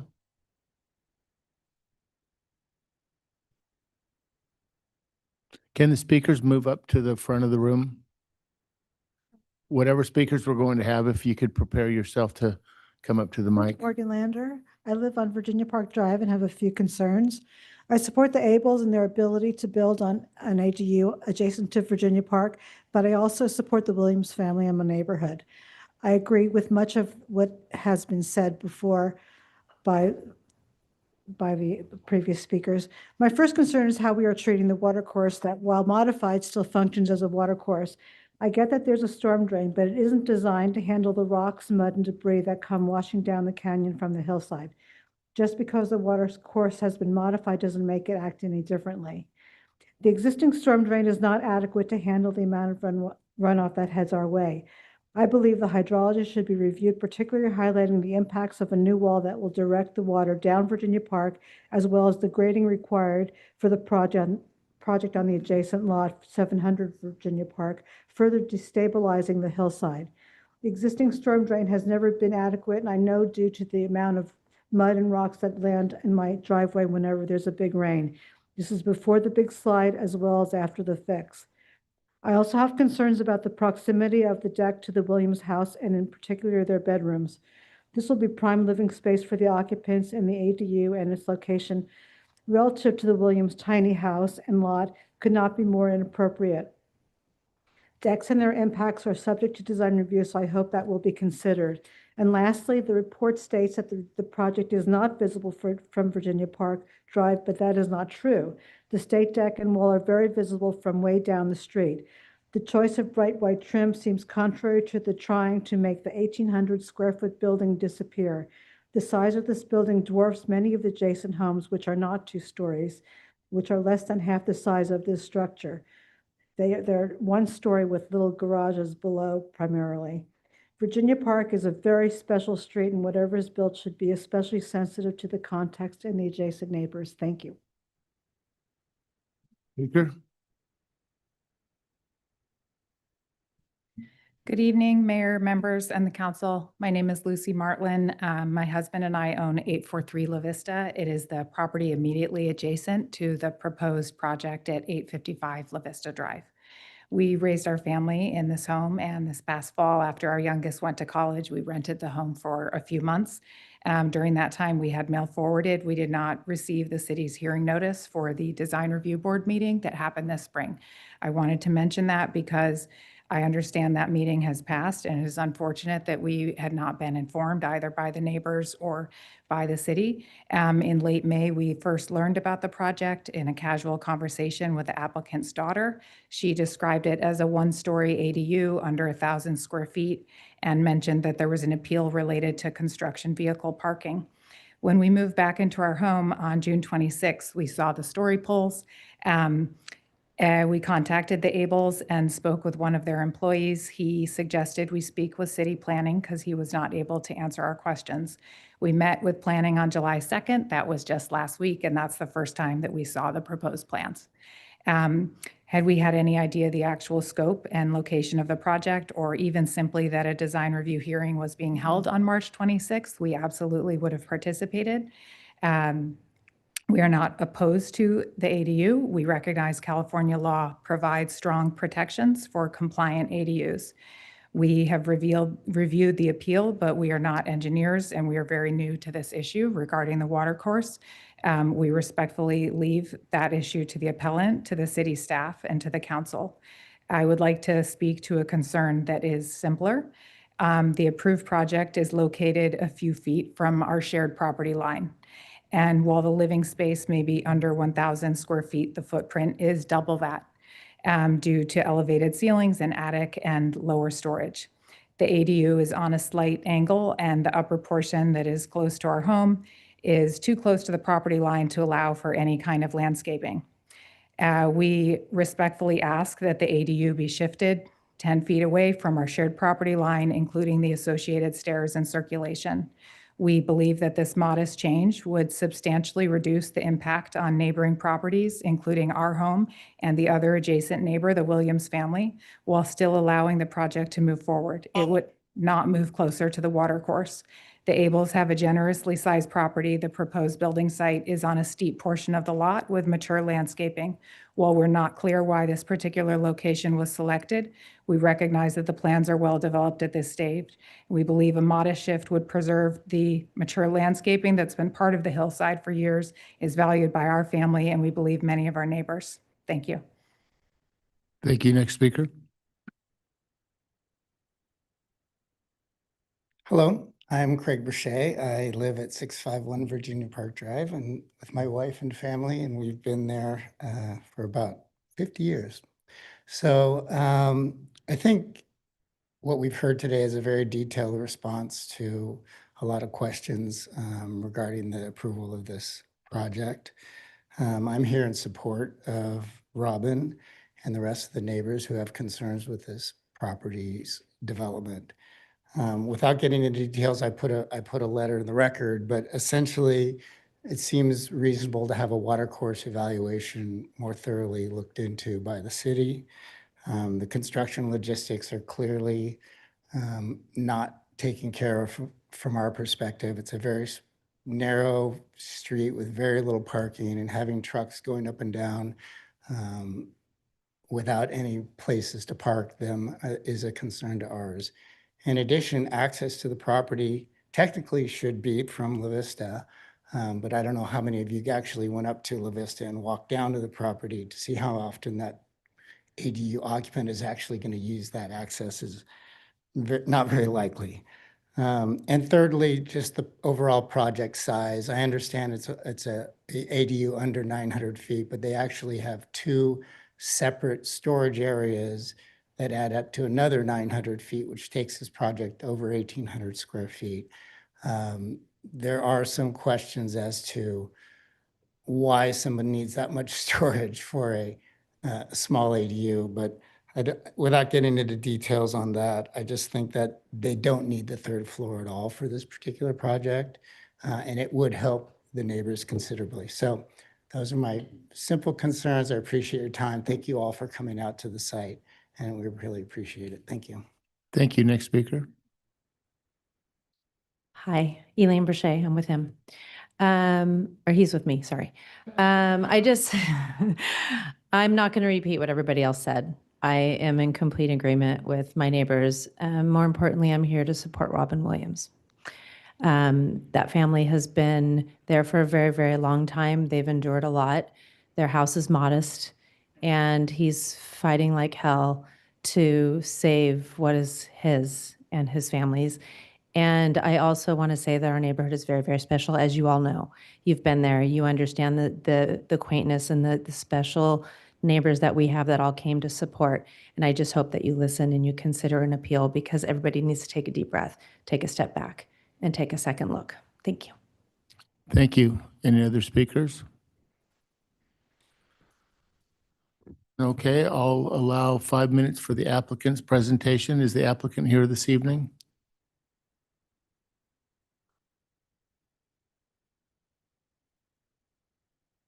Hello, Warren Hutcherson. I'm the project manager. I basically did all the drawings. I 100% agree with staff. It is a highly modified water course. This variance is not unlike many that have been approved by a design review, even quite recently. We actually processed several. I feel like the bulk of the appellant's requests are automatically covered by the building department: staging, drainage, so on, all the things that Sherry R. pointed out. I think that's really all I have to say. Thank you. Warren, a question for you. So the immediate adjacent neighbor, can you answer the question of what shifting it over 5 to 10 feet, is that feasible? Yes, probably not 10 feet. There's an extremely large eucalyptus tree. We could probably go 4 to 5, probably not 10 though. Any other Can I questions? just a follow-up question?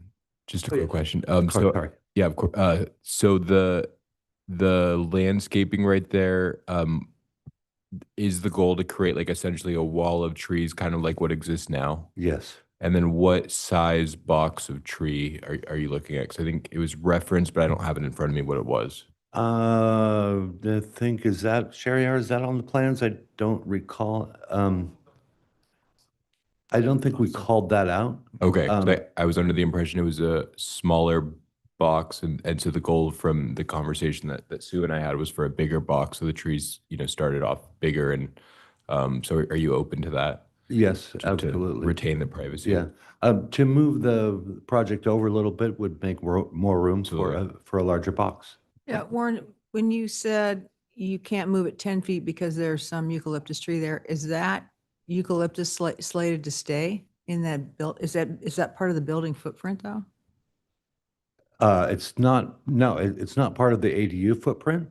But the closer we move the project.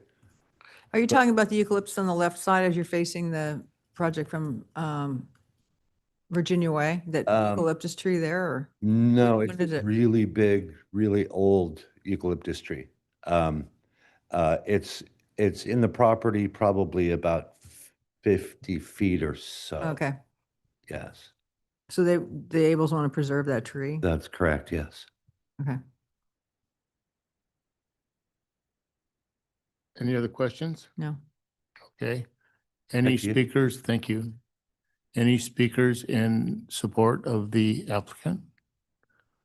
None, then I'll allow 3 minutes as a rebuttal. Well, thank you very much. I appreciate the applicant's presentation tonight and for everyone's efforts here tonight.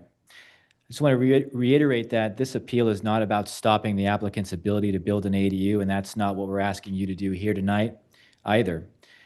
However, nothing that was stated during the applicant's presentation changes any of the grounds or the arguments that I made in my appeal. Because my appeal is addressing the lack of evidence the law and the code require for this project, the applicant's presentation didn't supply any of that evidence, and it can't. The only way to produce that evidence is to remand this back to design review and seek to resolve the defects I have pointed out to you here tonight. We need to supply this project with the evidence it needs so it can stand on a completed record and our concerns as a neighborhood can be resolved and we can all come together and support the project. Thank you for your time tonight, and I have no further remarks. Thank you very much. Does staff like to address any of his comments?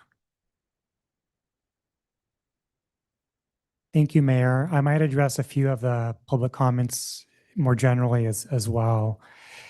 Starting with the watercourse concerns. One thing that I wanted to point out is in the variance findings that were adopted, the Public Works Department, of course, was involved in the application review process. This particular facility, based on the extent of the prior modifications and the Public Works opinion, the project will not alter stormwater conveyance or require additional hydrological analysis as indicated in variance finding number 6. Now, taking a step back, when does the city typically require a hydrology report? Generally, that's when we have an application that's proposing development in a floodplain or a floodway.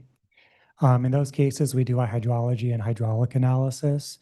That's actually an application requirement of the city, and that isn't the case here.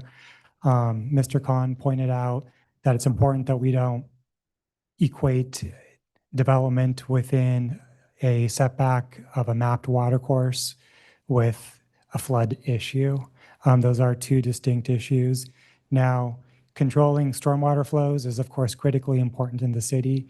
Much of the city is developed in hillside conditions where we do deal with surface runoff, some of which is captured in the city's storm drain infrastructure. In this case, we happen to have, as Mr. Khan mentioned, improved streets, curbed streets with supporting storm drain infrastructure. This property actually happens to have a city storm drain easement running underneath it with a piped storm drain. The Public Works staff did review both the project plans and the existing storm drain condition. Not only do the Public Works staff have the expertise and the professional training to do such reviews, in this case, they're more specifically expert in the storm drain because it is a city facility, and they determined that no additional hydrological analysis was required. As part of the building permit application review process, the city will require that the construction level drawings do incorporate a drainage plan and grading plan, and that will be reviewed by both the Building and Public Works departments. It's standard building code requirement to require that all stormwater either be captured and contained on the site, or if it is discharged off-site, that's discharged into the street at a controlled rate. And all that does get reviewed, and that's standard practice throughout the city. Hillside lots in the city, and we have residential lots that are zoned for development are considered buildable lots. They all have to contend with these types of conditions. Regarding the CEQA exemption, the project area itself is not within a mapped landslide area. A soils report, as was mentioned in the staff report, will inform the foundation design, and a slope stability analysis will be required and reviewed by the city. It's part of the city's review of the structural plans for the project.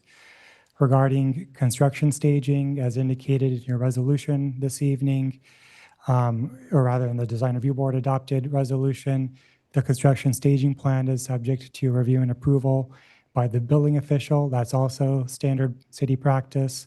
Any comments and recommendations by this body will be forwarded to the building official for his consideration. There were concerns expressed by the public tonight regarding the mass and scale of the project. That was addressed by the Design Review Board, and findings were made that the project does attain visual compatibility as required under the CDP review criteria. There are certain enclosed storage areas that are part of the ADU structure. They are within that maximum allowable 16-foot height. That's the max allowed for a detached ADU. Regarding concerns over adequate public noticing for the Design Review Board hearing, the city does require that public noticing be handled by an independent and professional third-party noticing vendor. A signed affidavit was submitted to the city by that vendor indicating that 83 notices were deposited with the post office for that hearing, and their affidavit is accompanied by a 300-foot radius map that identifies the required 300-foot noticing for that project.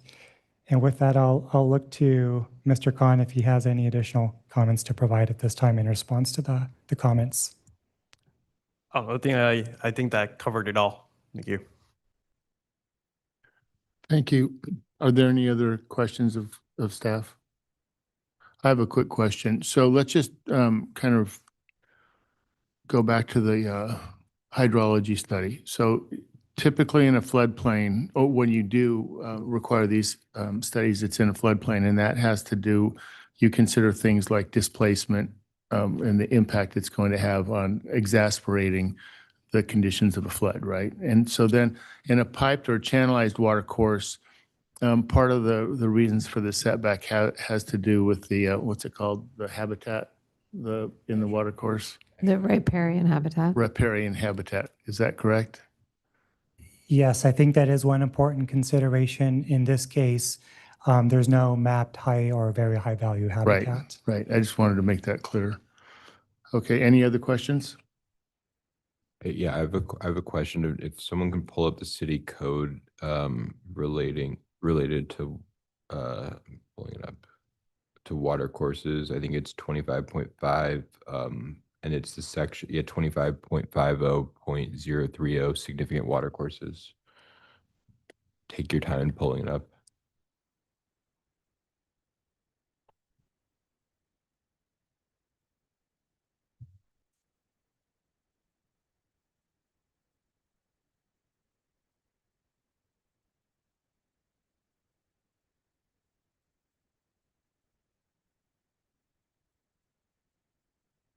Okay. So there's as I understand it, there's two different definitions of water courses. Definition one is significant natural water courses that are in their natural condition and serve a distinct functional, scenic, or ecological purpose. As applied, includes those related to wildlife habitats, particularly feeding, watering, and breeding areas, and biotic habitat areas. My understanding would be that because of am I right in understanding that because of the installed city infrastructure, this would not meet definition one? Is that a fair characterization? Yes, Okay. that's fair. It has been, fits more appropriately under the second definition. Second definition. Because it has been channelized, piped, and also importantly, it's typified by the continuing presence of that topographic swale that we referred to earlier in staff's presentation. So it meets definition two, and then that's why it requires a variance because it meets definition two. Correct. So then the analysis goes to the question of the variance, which as I understand it is the first finding is based on the question of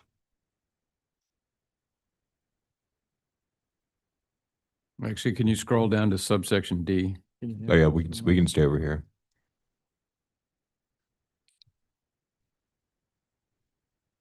Oh, thank you, Bob. That's helpful. Okay, so then encroachment variances. So this would apply to both definitions, including the second one, which is what we have here. Okay. The proposed encroachment will act to preserve, enhance, or restore the significance of the watercourse. So Correct. is So in this case, it's since considering it has been significantly modified and channelized and piped, it will act in preserving the storm drain pipe because the ADU is not encroaching into the utility easement that protects that infrastructure itself. okay. And then, but the more, because you have to make both findings under the section, right? So you're saying that because you're still able to have that underground water course, essentially, if that's what if you want to call it, A is met, and then B, the proposed encroachment is not likely to impair the functional, scenic, and ecological purposes of the water course. Yes, so again, because the ADUs is not encroaching into the utility easement area that protects that infrastructure, it's not impairing the functional aspect of that water course. And because it has been piped and undergrounded, there is no scenic or ecological value to that water course. Well, if I could go ahead, add in. I mean, so are we saying, I mean, what you're saying is the water course is now an underground culvert. Is it correct that there's no surface water course anymore under our mapping and code? I mean, I think that's the key question, right? Is the water course just a subterranean culvert now, or is it still a mapped water course that, on the surface? It's a great question. I think over time, these water courses have been altered. The city's water course mapping was done in the 80s, if not earlier, perhaps the 70s. This particular storm drain pipe was installed in 1999, I believe, right around that era. So there have been changes since the mapping was done. This is kind of separate and apart from this question, but just to contextualize this a little bit, city staff sees very good reason for updating its water course mapping because we do have these issues that come up from time to time. Sometimes we have water courses that are storm drains that run through the backyards of existing residences, and if you look at the backyard of these properties, they might just be a turf lawn, and there's no even topographic condition that gives any evidence of that prior swale condition that may have existed through that area. So acknowledging that there's a need to update certain mapping. In this case, I think there's a combination of factors. There is a piped storm drain below the subject property, but we do also have that topographic condition that's a bit of more of a ravine-like feature across the property as well. And that the combination of the city infrastructure with the topography, gravity directs water in a certain direction. Any surface runoff that falls on the property that's not captured before entering the property at the street level, because it's perhaps falling directly on the property, would be conveyed through a sheet flow condition, follow gravity to the low point at the lot, likely exiting on Virginia Park and continuing downhill. Yeah. So, I mean, my sense is there's still, I don't know if the city attorney has a view on this. My sense is there's still an existing water course on the surface that the subterranean was what, a 10-year flood? I mean, designed to accommodate a 10-year flood condition. And obviously we exceed that in some circumstances, right? So there still is a surface water course, which I think in fact has, there's been runoff, right? There's testimony in the record about that, with mud flows and so on. So the culvert carries water, whether or not what designation, water course designation it is to be determined, right? Yeah, I mean, the culvert carries water, but I think there's also a surface, surface water course. That's what I meant on the surface. Yeah, the surface carries it. So, I mean, if you then look at, I appreciate Alex bringing up the questions because I was looking at that as well. But if you go to paragraph 5, then encroachment variances shall be subject to the condition that no physical disturbance of the water course shall occur at any time. So how do you ever accomplish that if you're encroaching this, however, 15 feet or whatever you're encroaching into, you're going to disturb the water course, right? If you've got a surface water course. Sure. I think, well, thank you for that question, council member. In this case, it mentions since it mentions no physical disturbance of the water course itself, the interpretation is that it's referring to the water course center line and not the setback areas. And in that case, in which case, the water course is now a pipe, and which is protected by a utility easement. So there is no physical disturbance to that pipe. So what you're saying is that your interpretation is that basically the water course went from above ground to below ground when that infrastructure was installed? Because is that what I heard you say? Well, Anthony, as Anthony was mentioning earlier, in this case, it's sort of a combination of both, where we do have that depression that the former natural water course contributed towards in the formation of. And then we have it now, which has been undergrounded and piped. So in the case of like a 100-year flood event, because of the topographic conditions, naturally water is going to flow downward through that area towards Virginia Park Drive.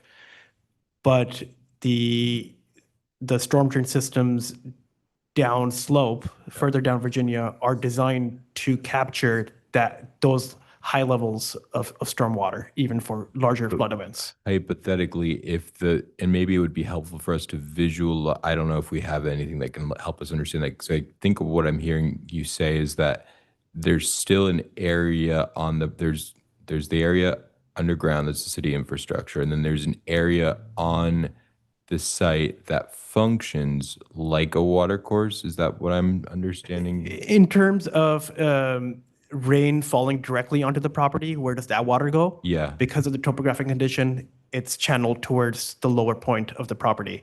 The natural water course, which originally conveyed water from upper elevation areas towards sort of downstream or downslope, that feature or function has been replaced by the pipe system. So what you're saying is that basically the water course before the infrastructure had the effect of diverting water that flowed from above the property through the property, okay, and out of the property, and then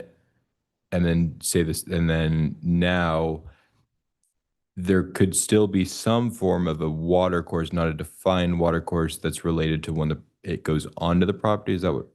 No, essentially, how I would characterize it in terms of, in the event of a large storm, the surface runoff and the sheet flow that Anthony was referring to, okay, that sort of flows in through this ravine area and exits the property. So if you were to commission a hydrological study, maybe I'll wait for Anthony to wait. If you were to commission a hydrological study, like, for example, on the prior item we just had, they did a hydrology study on that site over there for the NCC project.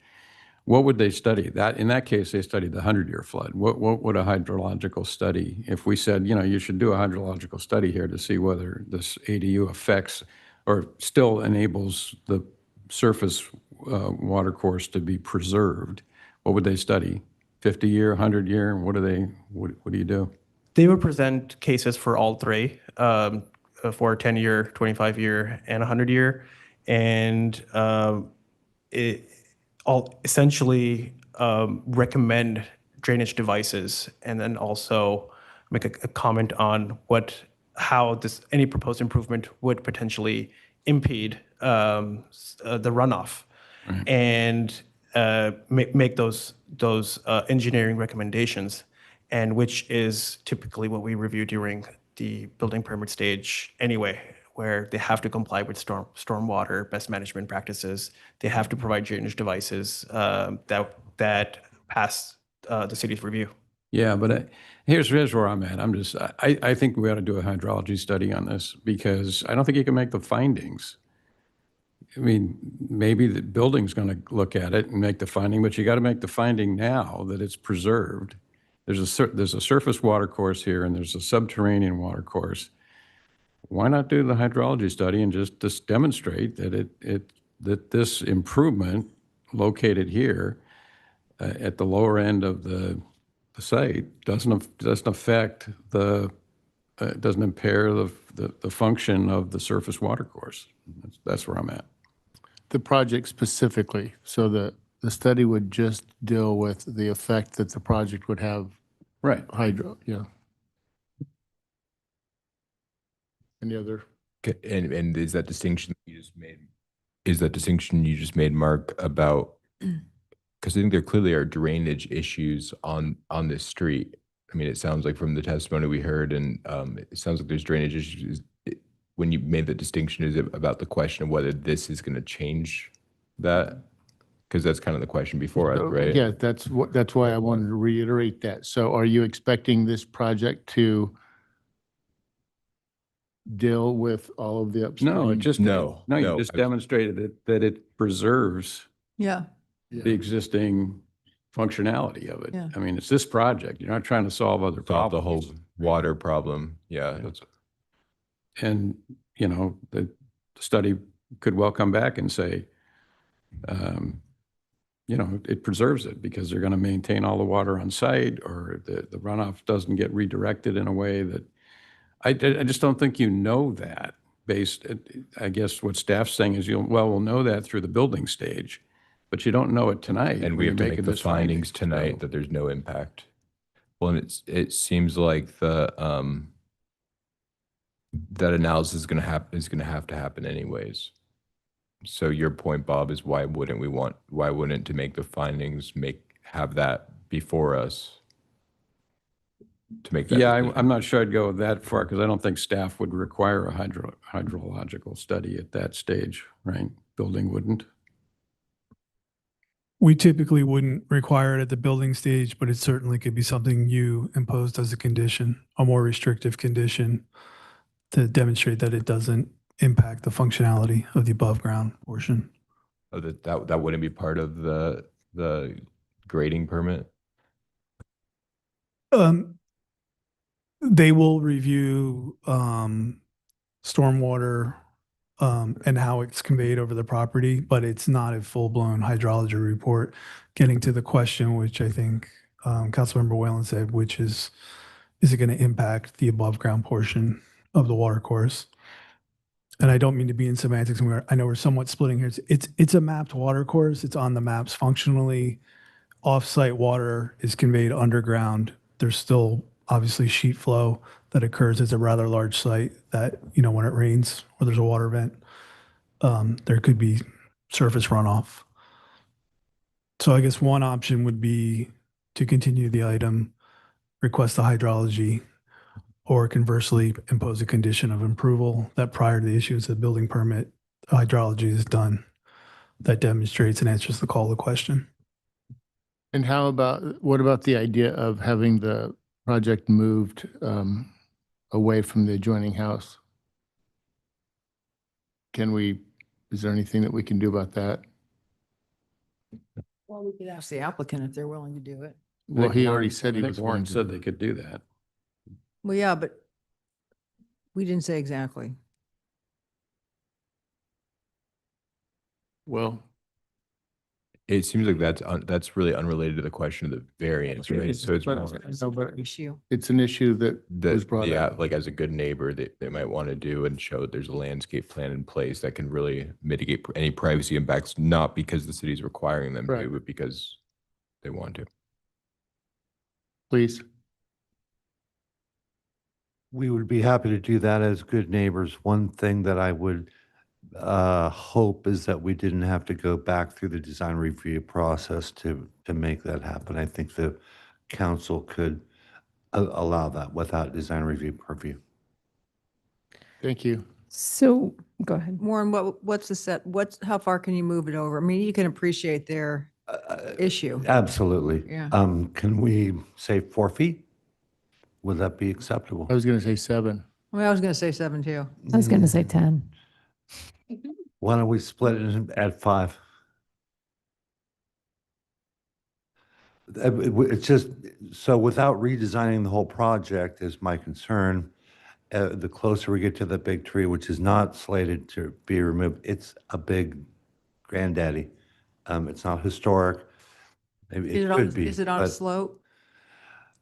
It's on a gentle slope. Okay. Truly. I know, no, actually. I get it. Yeah. Those things just make me nervous when they're on slopes and there's construction around. it. Yeah, it's regularly maintained Okay. and laced. So what can we get? Can we get 7 feet? I'd be supportive of, because I mean, I think it's hard for you to answer that question without looking at the redesign and everything. I would support like the greatest extent possible, but then also just having a landscape plan with the most mature trees that make sense and to really create the effect that you have now, which is a really good, right now it's a good screen between the properties. And so I wouldn't want to put a number on the setback, but to the greatest extent possible. And then it sounds like you're also open to a landscape plan, which could be a condition of approval, because I think that's approved at a later time, with the most mature trees possible to create a privacy. I think that would benefit everybody, yes. So we can impose more restrictive conditions of approval that could include a hydrology study should the variance be required with the relocation, should the variance still be required with the relocation of the structure. My recommendation, my request of you would be a minimum of 5 feet, getting as close to 10 feet as you can while protecting the health of that big tree. I share Sue's concern about making sure you're not, jeopardizing the root structure of that tree. So Just to clarify, the variance will still be in effect. It's not possible to move it away from the water course. So then that's where the necessity of the hydrology study would come in. I really have to say, it has been so lovely to chat with the neighbors, and your commitment to being collaborative and, respecting your neighbors' right and desire to build an ADU has been really lovely. I wish every appellant and applicant had the same kind of commitment to figuring this out. So thank you for Yeah, that. thank you very Well much. said. Can I ask Matt a question? Can we articulate the level of this report that he's going to be doing? Is there anything you can think of that, so it doesn't get off? I think what you're asking for, Mayor Orgill, is a hydrology study that specifically studies the impact of this development on the functionality of both the above ground and below ground water course, full stop. You don't want it to need to On be this any more. property, but is it a 50-year, 2,500? It would require multiple models, so it would do all of the above. That's just standard practice that we would require. And Councilwoman Jones nailed it with her explanation. And I think that's wholly appropriate. I mean, our weather patterns are shifting so rapidly that I think we want to understand what the impacts could be. Well, I don't think we have to send that back to design review. Why doesn't that just come back to us? We could certainly do that. And if that report did come back, there might be some ways to mitigate it with how he deals with the culvert, is there an existing culvert? Do you The think? culvert is part of the city's infrastructure, so yeah. But obviously, we're being sensitive that he's not impacting the integrity of that as well, and there's an easement in place to do that. I think the real call of the question is, will it impact the surface water course features? Yeah, because if it's not going over the easement, the city's easement, it's really not, the question is before us is not about what the underground drain. It's about the question of the surface water course, which potentially is, to be able to make the findings for the variance. So, right? Correct. Okay. I'll just couch this, and I have no preconceived conception, but one response we could get is that they study it and that the surface doesn't really serve any existing function, right? But that would be something that would give more assurance to the community. And to the extent it does, that the function is being preserved and not impacted by the project. That would meet the variance Thank findings. you. Madam City Attorney, are we allowed to, given the parameters of the appeal, talk at all or figure out how to improve some of the privacy concerns raised by Mr. Williams by the deck structure specifically? The decks are subject to DR, so that is within your purview. If you want to look at those specifically, the ADUs obviously off limits, but the decks are for your review. I understand from the public testimony that the decks do impose there's an imposition of privacy. Do you have any thoughts on that, Warren? I sure do. So I'm not sure how familiar you are. I wonder, Shariar, could you bring up maybe one of the 3D images? It's really not a big deck. It's not like a dining deck. It's really an entry deck. It goes from a tiny wedge of 3 feet to, I think, well, to 5 to 7 feet right there at the largest. It's not actually looking at the neighbors. Certainly, if you wanted to reduce it, you know, obviously you could. I don't think it's intended or used traditionally as what we think of as a deck. It's not a view deck. It's not there's no ocean view. It's looking into the hillside across the. How deep is that deck? At the far end in this image, it's 3 feet, code minimum. And then Shariar, is it 5 or 7 at the wide end? 6, 9. That sounds right. So it's, you know, maybe you could put a bistro table.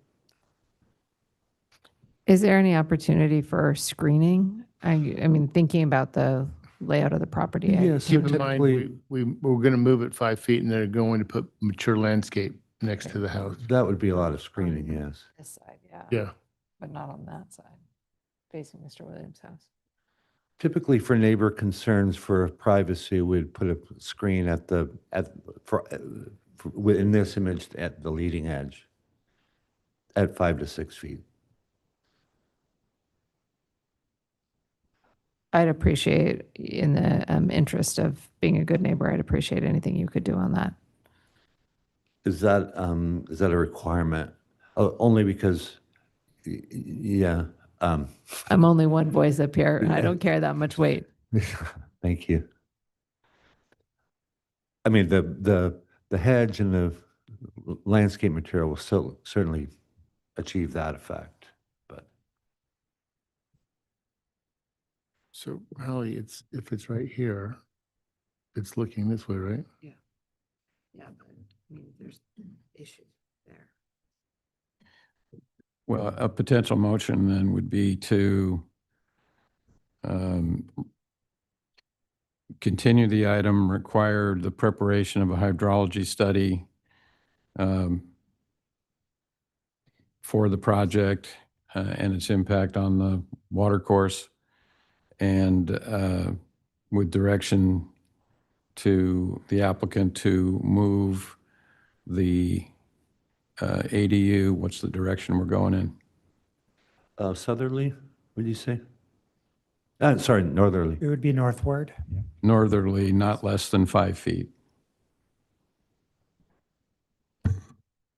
I'm sorry if I missed it, Bob. Did that include the screening, the vegetation screening between this property and the Martlin's property? It's already on the plans, but I'll amend the motion to include the screening on the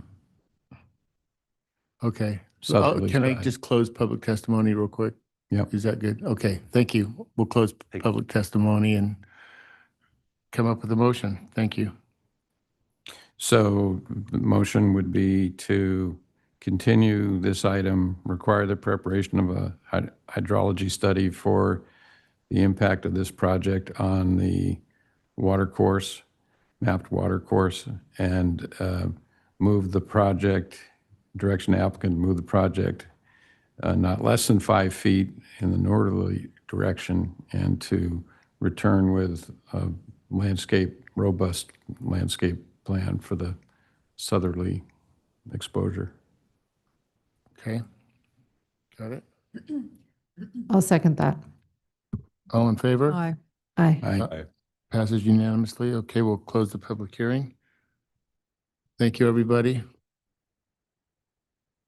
Good, that was a complicated presentation. Yeah, thank you, staff.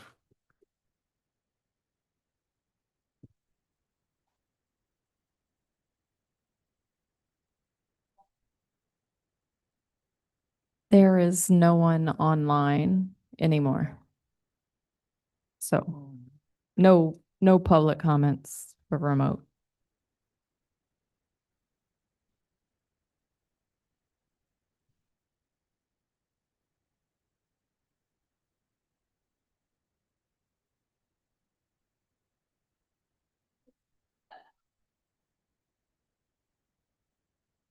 You only have like 5 more months. Are there any council requests this evening? None? Okay, meeting adjourned.